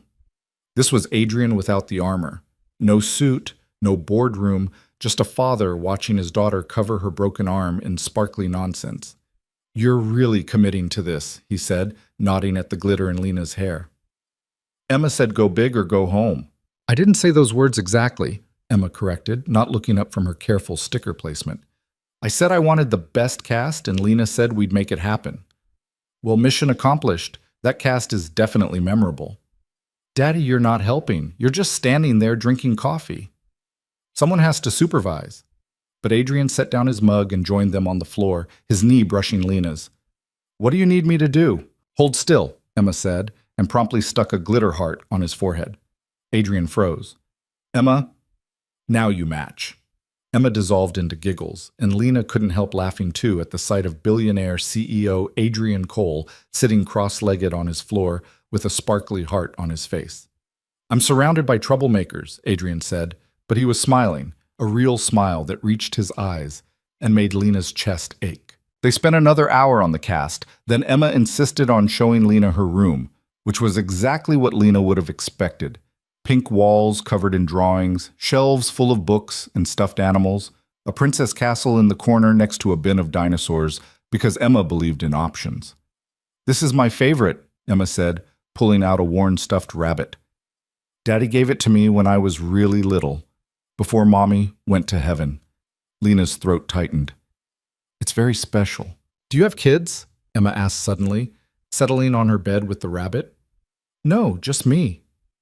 What about a husband or a boyfriend? Emma, Adrian said from the doorway, his voice holding a warning. That's not polite to ask. Why not? I'm just wondering. Emma looked at Lena with those big dark eyes, so much like her father's. I think you should be Daddy's girlfriend. Then you could come over all the time and we could do crafts and you could read me stories because Daddy does the voices wrong. I do not do the voices wrong, Adrian protested. You make the princess sound like a pirate. That was one time, and I was tired. Lena watched them bicker, feeling like her heart might crack open from how much she wanted this. This easy warmth, this family, this life she had no business imagining herself into. I should probably go, she said quietly. Adrian's expression shifted. Stay for dinner. Emma wants to show you her cooking skills. I can make grilled cheese, Emma announced proudly. With Daddy's help because I'm not allowed near the stove alone yet. Please stay, Adrian said, and there was something vulnerable in his voice. Unless you need to... No, yes, I'll stay. Dinner was chaotic and perfect. Emma narrated every step of grilled cheese construction while Adrian handled the actual cooking and Lena set the table in the dining room she suspected rarely got used. The apartment itself was stunning, floor-to-ceiling windows overlooking the city, modern furniture that managed to look comfortable, Emma's chaos scattered throughout in the form of crayon drawings and abandoned toys. "This place is beautiful," Lena said. It's too big, Adrian admitted, flipping sandwiches. I bought it right after Caroline died. Thought we needed space, fresh start, all that, but mostly it just echoes. It doesn't echo now, Emma said. Not with Lena here. After dinner, Emma fell asleep on the couch during a movie, her casted arm draped over her rabbit, glitter still sparkling in her dark curls. Adrian carried her to bed while Lena cleaned up the kitchen, trying not to feel too comfortable in this space that wasn't hers. "She really likes you," Adrian said when he returned, leaning against the counter. "I haven't seen her this excited about someone since—" He stopped. "Well, in a long time. She's an amazing kid. You're doing something right. Most days I feel like I'm barely keeping it together." Adrian ran a hand through his hair, and Lena noticed the exhaustion around his eyes. "The company, being a single parent, trying to be enough for both. It's a lot. You don't have to be both parents, Adrian. You just have to be you. That's enough." He looked at her for a long moment, then crossed the kitchen and kissed her, slow and deliberate, his hands gentle on her face. "Stay," he murmured against her lips. "Not for anything. Just stay." So Lena stayed. They sat on the couch with the city lights spread below them, talking about nothing important until the conversation drifted into comfortable silence. Adrian's arm was around her shoulders, her head resting against his chest, listening to his heartbeat and trying not to think about how temporary this might be. "I have a business trip next week," Adrian said eventually. "Chicago. 3 days.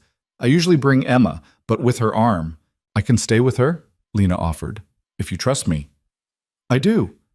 He pressed a kiss to her hair.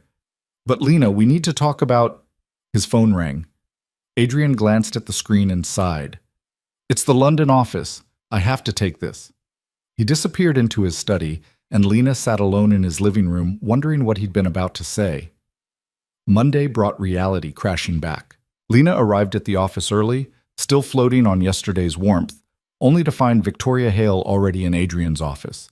Through the glass, she could see them sitting close together, Victoria's hand on Adrian's arm, both of them looking at something on his laptop. "Morning meeting," Margaret from HR said, appearing beside Lena's desk. "Ms. Hale brought a merger proposal. They've been at it since 7. "Right, of course." Lena tried to focus on work. But every time she glanced up, Victoria was still there, still touching Adrian's arm, still leaning close, still looking like she belonged in his world in ways Lena never would. At 11, they emerged. Victoria was smiling, triumphant. "Think about it," she said to Adrian. "This could change everything for both our companies. And maybe—" She glanced at Lena, her smile sharpening. "Maybe for us too." After Victoria left, Lena waited for Adrian to explain, to reassure her, to acknowledge what had happened between them yesterday. Instead, he just said, "Can you clear my afternoon? I need to review this proposal thoroughly." "Sure, anything else?" "No, thank you." He closed his office door, and Lena sat at her desk feeling stupid for thinking anything had changed. The week crawled forward in painful uncertainty. Adrian was distracted, spending hours on calls with Victoria, reviewing merger documents, barely looking at Lena except to give instructions. "Is everything okay?" Lena finally asked on Wednesday.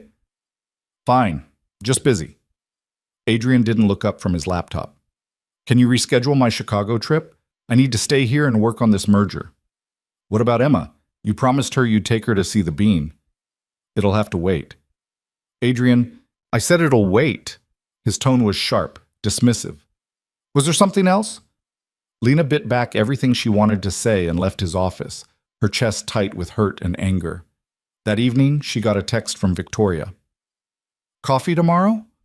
I think we should talk, woman to woman." Lena almost deleted it, but curiosity, or maybe masochism, made her agree. They met at a cafe near the office, Victoria perfect in designer casual wear, Lena still in her work clothes, already at a disadvantage. "Thank you for coming," Victoria said, stirring her latte. "I know this is awkward. What do you want?" "To be honest with you, because I think you deserve that." Victoria met Lena's eyes. "Adrian and I have history. Real history. We were engaged, planning a life together before things fell apart. And lately, working on this merger, we've been remembering why we worked so well together. Lena's stomach turned. Why are you telling me this? Because I've seen the way you look at him, and the way he looks at you. Victoria's expression was almost pitying. You're smart, Lena. You have to know this. Whatever this is between you two, it's not sustainable. That's not your business. Maybe not, but Adrian is. He needs someone who understands his world, someone who can be a partner in every sense, personal, professional, someone who can help him build something lasting. Victoria leaned forward. Can you be that person? Honestly, I don't know, Lena admitted, hating how her voice shook. But that's between me and Adrian. Is it? Because from where I'm sitting, Adrian's been avoiding you all week, canceling plans, choosing work over everything else. Victoria's smile was gentle, cruel. That's who he is, Lena. When things matter most, Adrian Cole chooses the company. He always has. That's why we didn't work. And it's why you won't either. Lena left the cafe feeling like she'd been gutted. And the worst part was Victoria wasn't wrong. Thursday afternoon, Lena walked into Adrian's office with his coffee and found him on a video call with Victoria. They were laughing about something, easy and familiar, and Victoria's hand was visible on screen, touching someone's arm. Adrian's arm. He looked up, saw Lena standing there, and something flickered across his face. Guilt, maybe. I'll call you back, he said into the screen, and ended the call. Sorry, Lena said flatly. Didn't mean to interrupt. You weren't interrupting. We were just finishing up. Right. Looked very finished. She set down his coffee harder than necessary. Victoria said you two have been spending a lot of time together, working on the merger. We have. It's a complicated deal. Is that all it is? The question came out before Lena could stop it. A deal? Adrian's expression closed off. What are you asking? I'm asking if Sunday meant anything to you. If I meant anything, or if I'm just... Her voice cracked. Something temporary until you figure out what you really want. Lena, because Victoria was very clear about what she wants, and from where I'm standing, you're not exactly fighting her off. That's not fair. None of this is fair.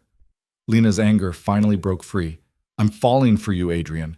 Against every bit of common sense I have, I'm falling for you.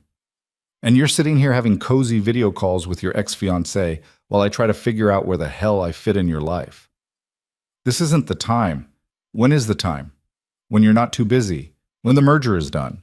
When Emma's older. There's always going to be something more important than this. Than us. Adrian stood, his own frustration visible now. You think this is easy for me? You think I don't want... He stopped, seemed to wrestle with himself.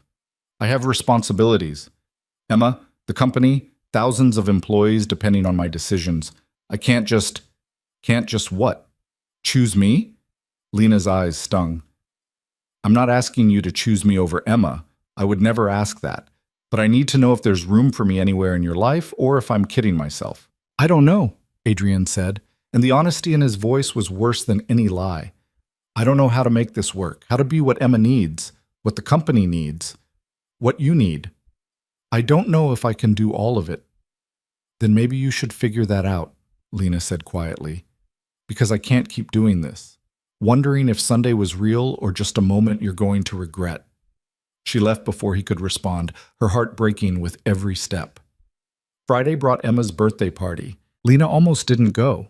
Spent the whole morning convincing herself it would be better to stay away, to start putting distance between herself and this impossible situation. But she'd promised Emma. And despite everything with Adrian, she couldn't break that promise. The park was full of 6-year-olds running wild, parents chatting in clusters, decorations in pink and purple and silver. Emma spotted Lena immediately and ran over, her casted arm covered in signatures now. You came. I thought maybe you couldn't because Daddy said you were busy with work stuff. I promised I'd be here. I keep my promises. Adrian was by the bounce house, talking to another parent, but he looked over when Emma dragged Lena into the party. Their eyes met, and Lena saw exhaustion, regret, something that might have been longing. She looked away first. The party was chaos. Cake and face paint and games that made no sense but delighted Emma anyway.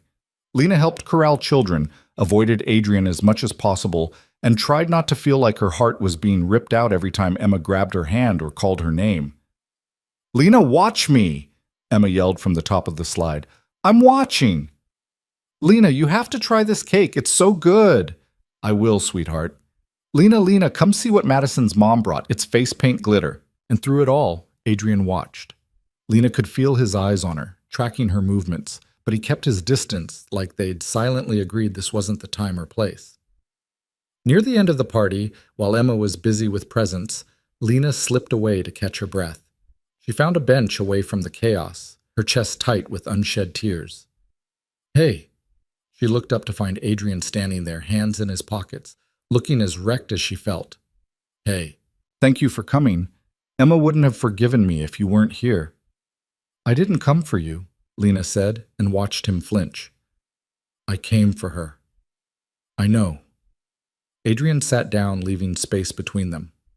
"I'm sorry. For this week. For everything." "Are you?" "Because from here, it looks like you're doing exactly what you want, keeping your options open with Victoria while She stopped, swallowed hard. "While I wait around hoping you'll figure out if I'm worth the complication." "You are," Adrian said fiercely. "Lena, you are worth. Then prove it." She finally looked at him. "Stop hiding behind work and responsibility and fear. Make a choice, Adrian, please." Before he could respond, Emma came running over, face painted like a butterfly, dragging a present. "This one's for you," she told Lena. "I picked it out myself and Daddy said it was perfect." Lena opened it with shaking hands. Inside was a bracelet, simple silver with a small charm in the shape of a dragon. "Like from the picture I drew," Emma explained. "Because you're brave like a dragon slayer, that's what Daddy said." Lena's vision blurred. "Emma, I can't. Please keep it. I want you to have it so you remember us even when you're busy doing important work stuff." "I could never forget you," Lena said, pulling Emma into a hug. "Never." Over Emma's shoulder, she met Adrian's eyes. He looked devastated, like he was watching something precious slip away and didn't know how to hold on. The party wound down. Parents collected sugar-high children. Emma crashed hard, falling asleep in Adrian's arms while he carried her to the car. "I'll see you Monday," Lena said, helping gather decorations. "Lena, wait. Can we—" "Not now, Adrian. I can't—" Her voice broke. "I just need some space to think." She left while he was still buckling Emma into her car seat, the dragon bracelet heavy on her wrist. That night, Lena lay in bed staring at the ceiling, trying to figure out what she wanted, what she could live with. Whether loving Adrian Cole was worth the constant uncertainty, the feeling of coming second to everything else in his life. Her phone buzzed. A text from Adrian. "I wrote you a letter, left it on your desk. Please read it before you make any decisions." Lena didn't respond. Monday morning, she found the envelope exactly where he said it would be. Her name written in Adrian's precise handwriting, the paper thick and expensive like everything in his world. She almost didn't open it, almost threw it away and saved herself whatever was inside. But in the end, she needed to know. The letter was 3 pages, handwritten, and it destroyed her. "Lena, I don't know how to do this. Write letters, admit feelings, be vulnerable with someone who could hurt me more than any business failure ever could. But you deserve honesty, so here it is. I'm terrified of what I feel for you, of how much Emma already loves you, of the way you've become necessary to my life in 3 months when I've spent years making sure nothing, no one, became necessary except my daughter. Victoria is easy. She knows my world, wants the same things, wouldn't require me to change or risk or feel more than I'm comfortable feeling. The merger proposal is real and it's good for the company, but that's all it is. Business. What I feel for you isn't business, isn't easy, isn't anything I know how to handle. You make me want things I gave up on after Caroline died: partnership, trust, someone to come home to who sees past the CEO to the mess underneath. But I'm also aware of what I'm asking. For you to wait while I figure out how to balance everything. To be patient with a man who spent 4 years putting walls around his heart. To love a child who isn't yours but who already looks at you like you might stay. I canceled the Chicago trip because I was afraid. Of leaving Emma after her accident, yes. But also of the space between us giving you time to realize you deserve better than this.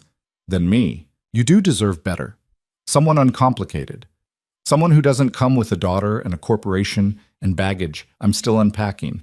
But selfishly, I want to be the person you choose anyway. If you're done, if this is too much, too messy, too uncertain, I'll understand. I'll write you the best reference letter anyone's ever received, help you find a position elsewhere, anything you need. But you'll break something in me that I'm not sure I can fix again. Or if you're willing to try, if you can be patient while I learn how to let someone in again, I promise to do better, to make space, to choose you when it matters most. I'm not good at this, at feelings, at asking for what I want. But I want you, Lena, however we can make it work. Please don't give up on us yet. Adrian. Lena read it 3 times, tears streaming down her face, her chest so tight she could barely breathe. He was scared. She was scared. This whole thing was impossible and complicated and probably a terrible idea, but he was asking her to try. She found Adrian in his office, staring at his computer without really seeing it. He looked up when she entered, his expression carefully neutral, but she saw the fear underneath. I read your letter, Lena said. And? And it was the most emotionally articulate thing you've ever said to me, which is sad because you're usually terrible at this. His lips twitched. I'm terrible at this. You really are. Lena crossed the room, sat on the edge of his desk. But I'm not much better. I've spent 30 years being too scared to want anything big because wanting things usually meant losing them. And then you crashed into my life, literally, and suddenly I wanted everything, job security, nice clothes, to matter to someone. She met his eyes. To matter to you. You do matter, more than... Let me finish. She took a shaky breath. Victoria was right about one thing. You do choose work when you're scared. You hide behind meetings and mergers and responsibility because it's safer than risking your heart. And I can't be with someone who's going to run every time things get hard. Adrian's face fell. Lena, but I also know that loving someone, really loving them, means loving their fear too, their walls, their damage, all the ways they're still figuring out how to be human. She reached for his hand. So here's what I need. I need you to talk to me when you're scared instead of shutting me out. I need to know that even when work is crazy and Emma needs you and you're overwhelmed, there's still space for me somewhere in your life, even if it's small. It won't be small, Adrian said roughly, pulling her closer. Lena, I promise. Don't promise perfect. I don't want perfect. I just want honest. Honest I can do. He cupped her face, his thumb brushing away her tears. I'm scared of losing you. I'm scared of failing Emma by bringing someone into her life who might leave. I'm scared I'm too broken to be what you need. But I'm more scared of waking up in 5 years and realizing I let you go because I was too much of a coward to try. Lena kissed him, and it felt like coming home after being lost for too long. We're going to mess this up, she murmured against his lips. So many times. Probably. And it's going to be complicated. Definitely. But we're doing it anyway? Yeah, Adrian said, we're doing it anyway. They spent the rest of Monday figuring out logistics, HR policies about workplace relationships, how to tell Emma without making promises they might not keep, what this meant for Lena's position at the company. I won't be your assistant anymore, Lena said. Not if we're... whatever we are. It's too complicated. Agreed. Henderson offered you the development position. Take it. You earned it. Just like that? You think I'm going to let talent like yours waste away filing my contracts? Adrian smiled. Besides, having you 3 floors down will make sneaking away for lunch much more interesting. The transition took 2 weeks. Lena moved to the development department, got her own office, started managing the company's charitable initiatives with a team of people who actually respected her ideas. And slowly, carefully, she and Adrian built something that looked almost like a relationship, dinner with Emma twice a week. Weekend mornings helping with homework while Adrian made pancakes, company events where they arrived separately but left together, stolen moments in supply closets and late-night phone calls, and the slow, terrifying process of letting someone see you completely. You make Daddy smile more, Emma said one evening, watching Adrian and Lena try to assemble a bookshelf that absolutely did not require this many pieces. That's because Lena's funny, Adrian said, holding up 2 identical-looking parts. Are these the same? They're labeled C and D, so probably not. The labels are lies. Everything is lies. Emma giggled. Daddy's bad at building stuff. Mommy used to do it. The casual mention of Caroline, rare but getting easier, didn't hurt the way it used to. Lena had learned that loving Adrian meant making space for his grief, for the family he'd lost, for the fact that she'd never be Emma's mother, but maybe could be something else, something her own. Well, lucky for both of you, I'm excellent at building stuff, Lena said, taking the instructions from Adrian. Why don't you supervise from the couch? 3 hours later, they had a functional bookshelf and Emma asleep between them on the couch, the ending credits of her favorite movie playing. We should get her to bed, Adrian said quietly. 5 more minutes. They sat in comfortable silence, Emma's soft breathing between them, and Lena felt something settle in her chest. Not perfect, not without complications, but real, and hers. I love you, Adrian said suddenly. I should have said it sooner, but I was scared. I know. Lena looked at him over Emma's sleeping form. I love you too, even though you're terrible at building furniture. I have other skills. Debatable. He laughed, quiet and genuine, and Lena memorized the sound. This was what she'd been running toward that morning 3 months ago. Not the job or the salary or the nice clothes.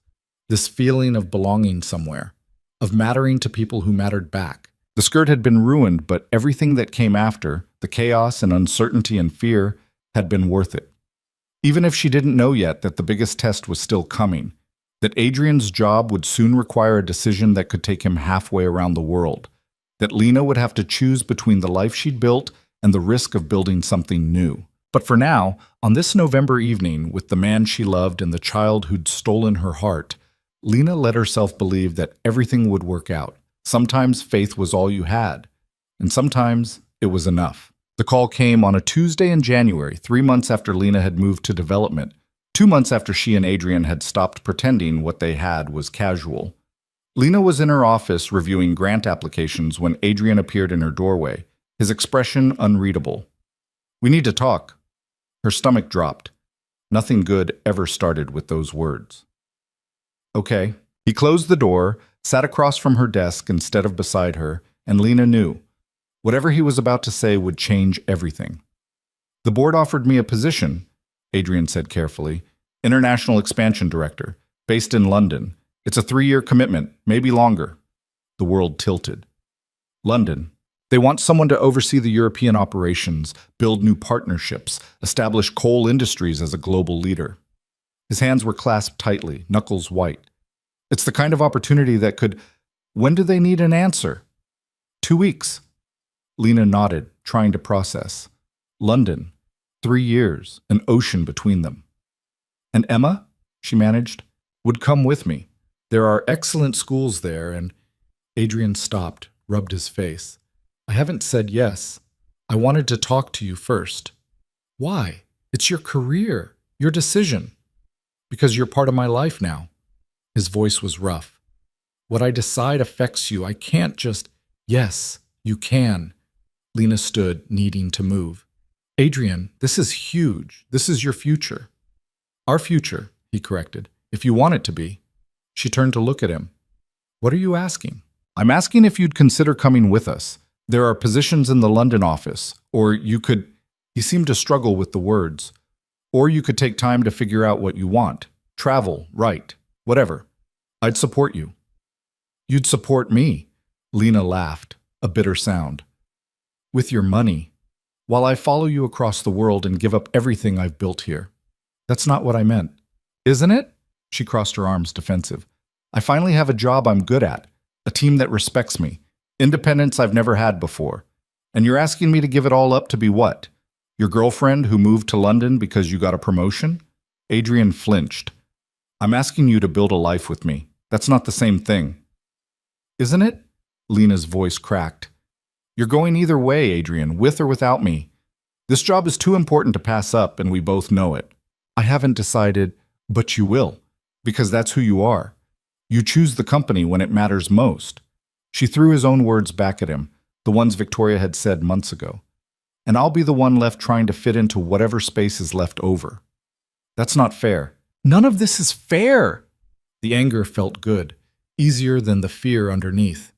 I spent 30 years barely surviving, Adrian, scraping by, hoping for something better, and I finally have something that's mine. My job, my apartment, my life, and you're asking me to pack it all up for a maybe. It's not a maybe.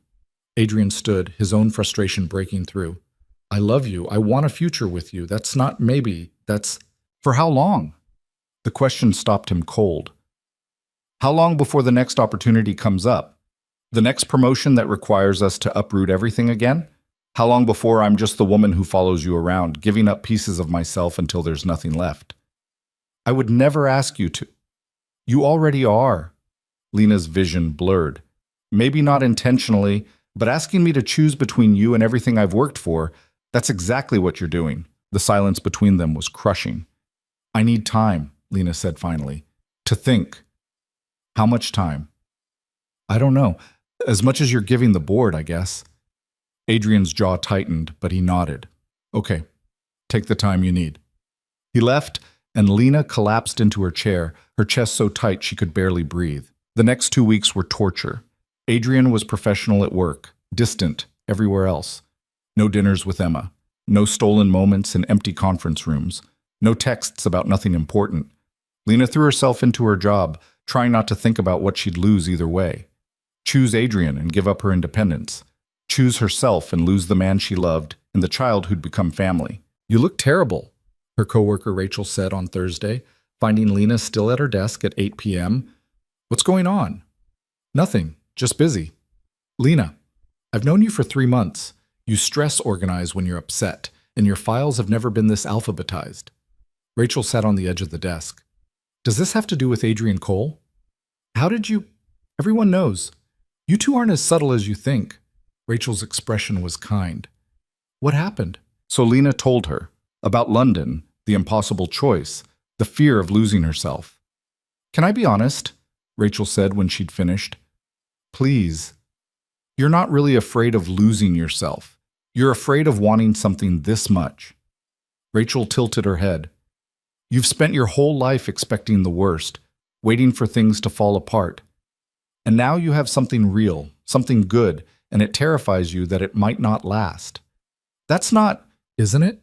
You told me once that you kept taking terrible jobs because at least you knew what to expect. At least disappointment was familiar. Rachel squeezed her hand. Maybe it's time to stop choosing safety and start choosing happiness, even if it's scary. That night, Lena lay in bed turning Rachel's words over. Was she running again, choosing familiar struggle over uncertain joy? Her phone buzzed. Emma, Daddy says you're busy with work. Are you mad at us? Lena's heart cracked. Not mad, sweetheart. Just figuring some stuff out. When you figure it out, can you come over? I miss you. I miss you too. 3 dots appeared, disappeared, appeared again. Daddy misses you too. He won't say it, but he looks sad all the time, like when Mommy first went to heaven. Lena read the message 3 times, tears streaming down her face. The next morning, she woke to voices outside her apartment, loud voices, angry voices. She looked out the window and saw Adrian on the sidewalk below, arguing with, was that her landlord? Lena pulled on clothes and ran downstairs. Completely inappropriate, her landlord was saying, red-faced. You can't just show up here making demands. Adrian? Lena interrupted. What's going on? He turned and she saw the desperation in his eyes. Tell me what you need. What? To stay. To choose this. Us. Adrian gestured around wildly. A better apartment? I'll buy you one. A guaranteed position at Cole Industries? Done. Security, stability, proof that I won't let you down. Tell me what you need and I'll make it happen. Mr. Cole was trying to buy your building, the landlord interjected, still furious. Said something about fixing the heat and upgrading the units. I wasn't trying to buy it, I was offering to invest. Adrian stopped, turned back to Lena. I'm making this worse, aren't I? Yes, Lena said, but she was almost smiling through her tears. You're making it so much worse. I don't know what I'm doing. He ran both hands through his hair, looking lost. I've spent 2 weeks trying to logic my way through this. Made spreadsheets, calculated pros and cons, called my therapist 3 times, and the only thing I know for sure is that I can't lose you. So you decided to buy my building? I was trying to fix things. I always try to fix things. His voice broke. But I can't fix this, can I? I can't make you choose me. I can't promise it'll be easy or that you won't have to sacrifice things. All I can do is stand here and tell you that I love you, Emma loves you, and I'll spend the rest of my life trying to build a life where you don't have to give up who you are to be with us. The landlord cleared his throat. Should I leave? Lena and Adrian said together. When they were alone on the sidewalk, Lena finally spoke. I'm scared. Me too. What if I move to London and hate it? What if I can't find work that matters? What if I end up resenting you? What if you love it? Adrian countered. What if you find something even better than what you have here? What if we build something amazing together? You can't promise that. No, but I can promise to try. To make space for your dreams, not just mine. To build a partnership, not a dependence. He stepped closer. I turned down the London position. Lena's heart stopped. What? I called the board this morning, told them I needed to be here, that Emma's settled, that I have... He stopped. That I have a life here worth staying for. Adrian, you can't... That's your career, and you're my life. His hands cupped her face. I've been thinking about this backwards, asking you to sacrifice for me when I should be asking what we both need to be happy. And maybe the answer isn't London or here. Maybe it's something we build together. But the job, there will be other jobs, other opportunities. Adrian's thumb brushed away her tears. But there's only one you, and I'm done letting my fear of feeling too much cost me the things that matter most. Lena kissed him, pouring everything she couldn't say into it. Love, fear, hope, the terrifying possibility that maybe this time things could work. When they broke apart, she was laughing and crying at the same time. You're an idiot, she said, established fact. And you can't just buy buildings when you're upset. I'm learning that. But I love you anyway. Adrian's expression softened. Yeah? Yeah. Lena took a shaky breath. And I'll go to London. If you want it, we'll figure it out together. You don't have to... I know. But Rachel was right. I've been so busy protecting myself from disappointment that I almost missed something real. She met his eyes. I don't want to miss this, even if it's scary. What about your job? Henderson offered me a position in the London office last week, Director of European Charitable Initiatives. Lena smiled at his shocked expression. I didn't tell you because I was trying to decide if I was brave enough to take it. And now? Now I think maybe being brave isn't about not being scared. It's about doing it anyway. Adrian kissed her again, and this time it felt like a promise. The announcement came 2 weeks later. Adrian Cole would be heading international expansion from London. His partner in both business and life, Lena Brooks, would be directing charitable operations. The office gossip was immediate and vicious. Lena had slept her way into a promotion. She was using Adrian. He was having a midlife crisis. Ignore them, Rachel advised. People always talk. But ignoring was harder than Lena expected, especially when Victoria Hale showed up at her office on Lena's last day. Congratulations, Victoria said, and she almost sounded genuine. London is beautiful this time of year. Thank you. Can I give you some advice, woman to woman? Lena braced herself. Sure. Don't lose yourself trying to be what he needs. Adrian is good at consuming everything around him. It's what makes him successful. But you have to hold on to who you are, or you'll wake up one day and not recognize yourself. Victoria's expression was complicated. That's why we didn't work. I became who he needed instead of staying who I was. I won't, Lena said quietly. Make that mistake. Good. Victoria smiled, sad and knowing. He's lucky to have you. Try to remember that when things get hard. Moving to London was chaos. Finding an apartment large enough for all three of them, but close to Emma's new school. Helping Emma say goodbye to friends while promising they'd visit. Packing up Lena's tiny studio, which somehow felt harder than leaving her job. This is where I became someone I liked, Lena told Adrian, standing in the empty apartment on their last night in the city. You were always someone worth liking. This is just where you started believing it. The London office was bigger, shinier, more intimidating than Lena had imagined. Her first day, she walked into a conference room full of people who'd been doing this job for decades and tried not to feel like a fraud. Ms. Brooks, we've reviewed your proposal for expanding our education initiatives, the director said, his British accent making even criticism sound polite. It's quite ambitious. Too ambitious? Lena asked. No, brilliant, actually, if you can pull it off. So she pulled it off. Worked 60-hour weeks those first 2 months, proving she'd earned her position through skill, not connections. Built partnerships with local organizations. Launched programs that actually helped people instead of just looking good on paper. And slowly, London started to feel less like exile and more like home. Emma adapted faster than either adult. Made friends with her gap-toothed smile and complete lack of self-consciousness. Started speaking with a slight British accent that made Adrian laugh and Lena's chest ache with affection. I like it here, Emma announced one evening at dinner. But I miss our old apartment sometimes, and the park where I had my birthday. Me too, Lena admitted. But we have new parks here, Emma continued, ever practical. And Lena lives with us now, which is better. Adrian met Lena's eyes across the table, and something warm passed between them. Much better, he agreed. 6 months in, they hit their first real crisis.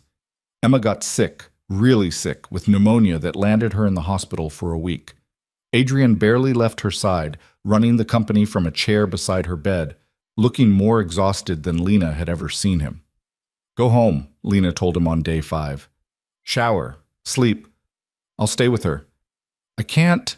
Yes, you can. She's sleeping anyway, and you're no good to her if you collapse. Lena took his hand. Trust me, I've got her. He left, reluctant, and Lena sat in the quiet hospital room watching Emma sleep. So small in the hospital bed, her dark curls spread on the pillow, one hand clutching the stuffed rabbit she still slept with. You're going to be okay, Lena whispered, even though Emma couldn't hear. I promise. Emma's eyes fluttered open. Lena? I'm here, sweetheart. Are you going to leave when I get better? Emma's voice was small, scared. Like Mommy did? Lena's heart shattered. Oh, baby. No, I'm not going anywhere. Promise? I promise. Lena climbed into the narrow bed beside Emma, careful of all the wires and tubes. I'm staying right here. Forever? It was too big a promise to make. Too many things could go wrong. Too many ways this could fall apart. But looking at this child who'd somehow become hers, Lena said, forever. Emma fell back asleep in her arms, and Lena stayed there until Adrian returned hours later, finding them curled together in the hospital bed. She was scared, Lena explained quietly. So was I. Adrian sat on the edge of the bed, his hand covering both of theirs. Still am. Me too, but we're doing it anyway. Emma recovered. Life returned to its new normal. Work and school and dinners together and the slow, steady building of something that looked like family. 9 months into London, the board approached Adrian about extending his contract. Instead of 3 years, they wanted 5. Maybe permanently. What do you think? He asked Lena that night. I think it's your decision. It's our decision. That was the deal. Lena thought about it. About the life they'd built here, the work she loved, the way Emma had blossomed. About the fear she'd had 9 months ago that she'd lose herself, and how instead she'd found parts of herself she hadn't known existed. I think we should stay, she said finally. If you want to. I want whatever makes you happy. Then stay. Build your empire. I'll build mine, and we'll figure out the rest together. Adrian pulled her close. How did I get so lucky? You hit me with your bike and ruined my skirt. That's not luck. That's chaos. Best chaos of my life. The proposal came on a random Tuesday in March, 1 year after they'd moved to London. Lena was in her office when Adrian appeared in the doorway, looking nervous in a way she'd never seen. Can you come with me? He asked. There's something I need to show you. He drove them across the city to a park Lena didn't recognize, led her down a path to a small clearing where there was a rack of skirts. Dozens of them, hanging from a makeshift clothing line. Every color, every style, fluttering in the spring breeze. Adrian, what? The day we met, I ruined your skirt, he said, taking her hand. Tore it right down the seam in front of everyone. And you were so angry, so fierce, so completely yourself, even when you had every reason to fall apart. He turned to face her. I've been thinking about that moment a lot lately. how it was the worst moment of your day and somehow the best moment of mine, because it brought you into my life. You're being very dramatic about a torn skirt. I'm being dramatic about the woman who wore it. The woman who told me off on the street, who called me out when I was being an idiot, who loved my daughter when she didn't have to. Adrian's voice shook. Who chose to build a life with me even when it meant risking everything she'd worked for? He pulled a small box from his pocket, and Lena's heart stopped. I'm not good at this. At the romantic gestures. At saying what I feel without hiding behind logic and spreadsheets. But you make me want to try. He opened the box, revealing a simple ring, elegant, understated, perfect. Marry me, Lena. Not because it's logical or makes sense, just because I love you and want to spend the rest of my life proving it. Lena looked at the ring, at the ridiculous display of skirts, at the man she'd loved through every complication and crisis. You bought me skirts. Dozens of them, in case I mess up again. You will mess up again. I know, but I'll try not to. And when I do, you'll tell me, and we'll figure it out together. Adrian was fully vulnerable now. No walls, no CEO mask. Say yes, please. On one condition. Anything. We get rid of all these skirts. They're ridiculous, and I hate every single one. Adrian laughed, relief flooding his face. Deal. Then yes, I'll marry you, even though you're terrible at romantic gestures and bought me the world's most embarrassing engagement present. He kissed her there in the clearing, surrounded by fluttering fabric and spring sunshine, and it felt like the ending of one story and the beginning of something bigger. The wedding was small. Just Emma, a few close friends, the people who'd watched them stumble their way into something real. Emma wore a purple dress and insisted on being the flower girl and the ring bearer because why choose? Do you, Adrian Cole, take Lena Brooks? I do, Adrian interrupted. Sorry, yes, absolutely, I do. The officiant smiled. I haven't finished the question yet. Doesn't matter. The answer is still yes. Lena laughed through happy tears, and Emma cheered, and when they were finally pronounced married, the kiss was sweet and perfect and tasted like the future. 2 years later, Lena stood in a conference room in Geneva, presenting Cole Industries' new global education initiative to a room full of international donors. Her team had worked for months on this, building partnerships across 12 countries, creating opportunities for kids who needed them most. We're not just writing checks, Lena told the room. We're building systems, creating sustainable change, giving children the tools they need to build their own futures. The presentation ended to enthusiastic applause and promises of funding that would change thousands of lives. Afterward, Adrian found her in the hallway. You were incredible in there. We were incredible. This was a team effort. Still, my wife, the humanitarian. He kissed her forehead. I'm proud of you. I'm proud of us. Lena leaned into him. For figuring out how to do this. The marriage, the careers, the life we built. It's not what I expected. Better or worse? Better. So much better than anything I could have planned. That evening, they video called Emma, who was spending the week with Adrian's parents while they traveled for work. Guess what? Emma announced, gap-toothed smile even wider now at age 8.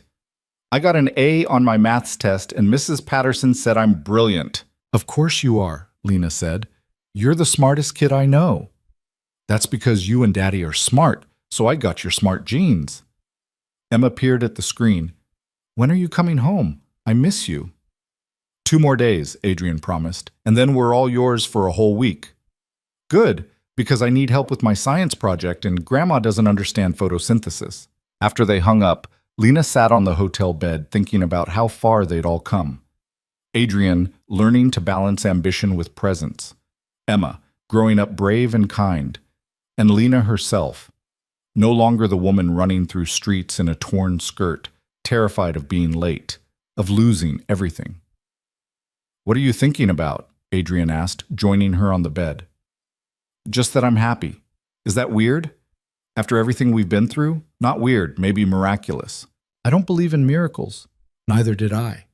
Then you yelled at me on a sidewalk and changed my entire life. Lena turned to look at him. This man who'd been a stranger, then her boss, then the person who knew her better than anyone. You know what the hardest part was? Not falling in love with you, not even choosing to move to London. It was learning to trust that I deserve this. The happiness, the success. You deserve all of it and more. I'm starting to believe that, she smiled. Only took 33 years. Better late than never. They sat in comfortable silence, two people who'd found each other through chaos and built something steady, despite every reason it shouldn't work. I have a confession, Adrian said eventually. Should I be worried?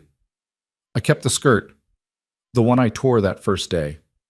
Lena stared at him. You what? It was in your desk when you moved apartments. I found it, and he looked sheepish. I kept it, as a reminder of how we started. That's either really sweet or really creepy. I haven't decided which. Probably both. Adrian pulled her close. But it's true. Every time I look at it, I remember how close I came to losing you before I even knew I needed you. How you could have stayed angry, could have transferred offices, could have chosen the safe, easy path. He kissed her temple. Instead, you chose chaos. Chose us. Best decision I never deserved. We deserved each other, Lena corrected. Two disasters who somehow made sense together. I'll take it. Years later, when people asked how they met, Lena and Adrian would tell the story with practiced ease. The bike, the torn skirt, the public humiliation that somehow led to everything good. It was the worst morning of my life, Lena would say. And the beginning of mine, Adrian would add. Emma, now a teenager with her mother's determination and her father's strategic mind, would roll her eyes. You two are so dramatic about a piece of fabric. But secretly, she loved the story. Loved that her family started with chaos and built something beautiful anyway. That love could grow in unlikely places between imperfect people just trying their best. Because that's what they were. Imperfect, messy, still figuring it out. Adrian still worked too much sometimes, got lost in spreadsheets and forgot to eat. Lena still had moments of fear that everything would disappear, that she'd wake up back in that tiny apartment barely making rent. But they'd learned to talk through it, to choose each other even when it was hard, to build a life that had room for both independence and partnership. The torn skirt hung in their closet in London, framed like art, a reminder of beginnings, of chances taken, of the moment chaos collided with fate and created something neither of them could have planned. Sometimes the best things in life started with disaster. Sometimes you had to lose your skirt, your dignity, your carefully controlled existence to find what you didn't know you needed. And sometimes, the stranger who ruined your morning turned out to be the person who'd spend the rest of their life making every morning better. It wasn't a fairy tale. Fairy tales were too neat, too perfect, too simple. This was real life, complicated and messy and full of moments when they almost got it wrong. But it was theirs, built from torn fabric and torn pride and the courage to keep trying even when scared.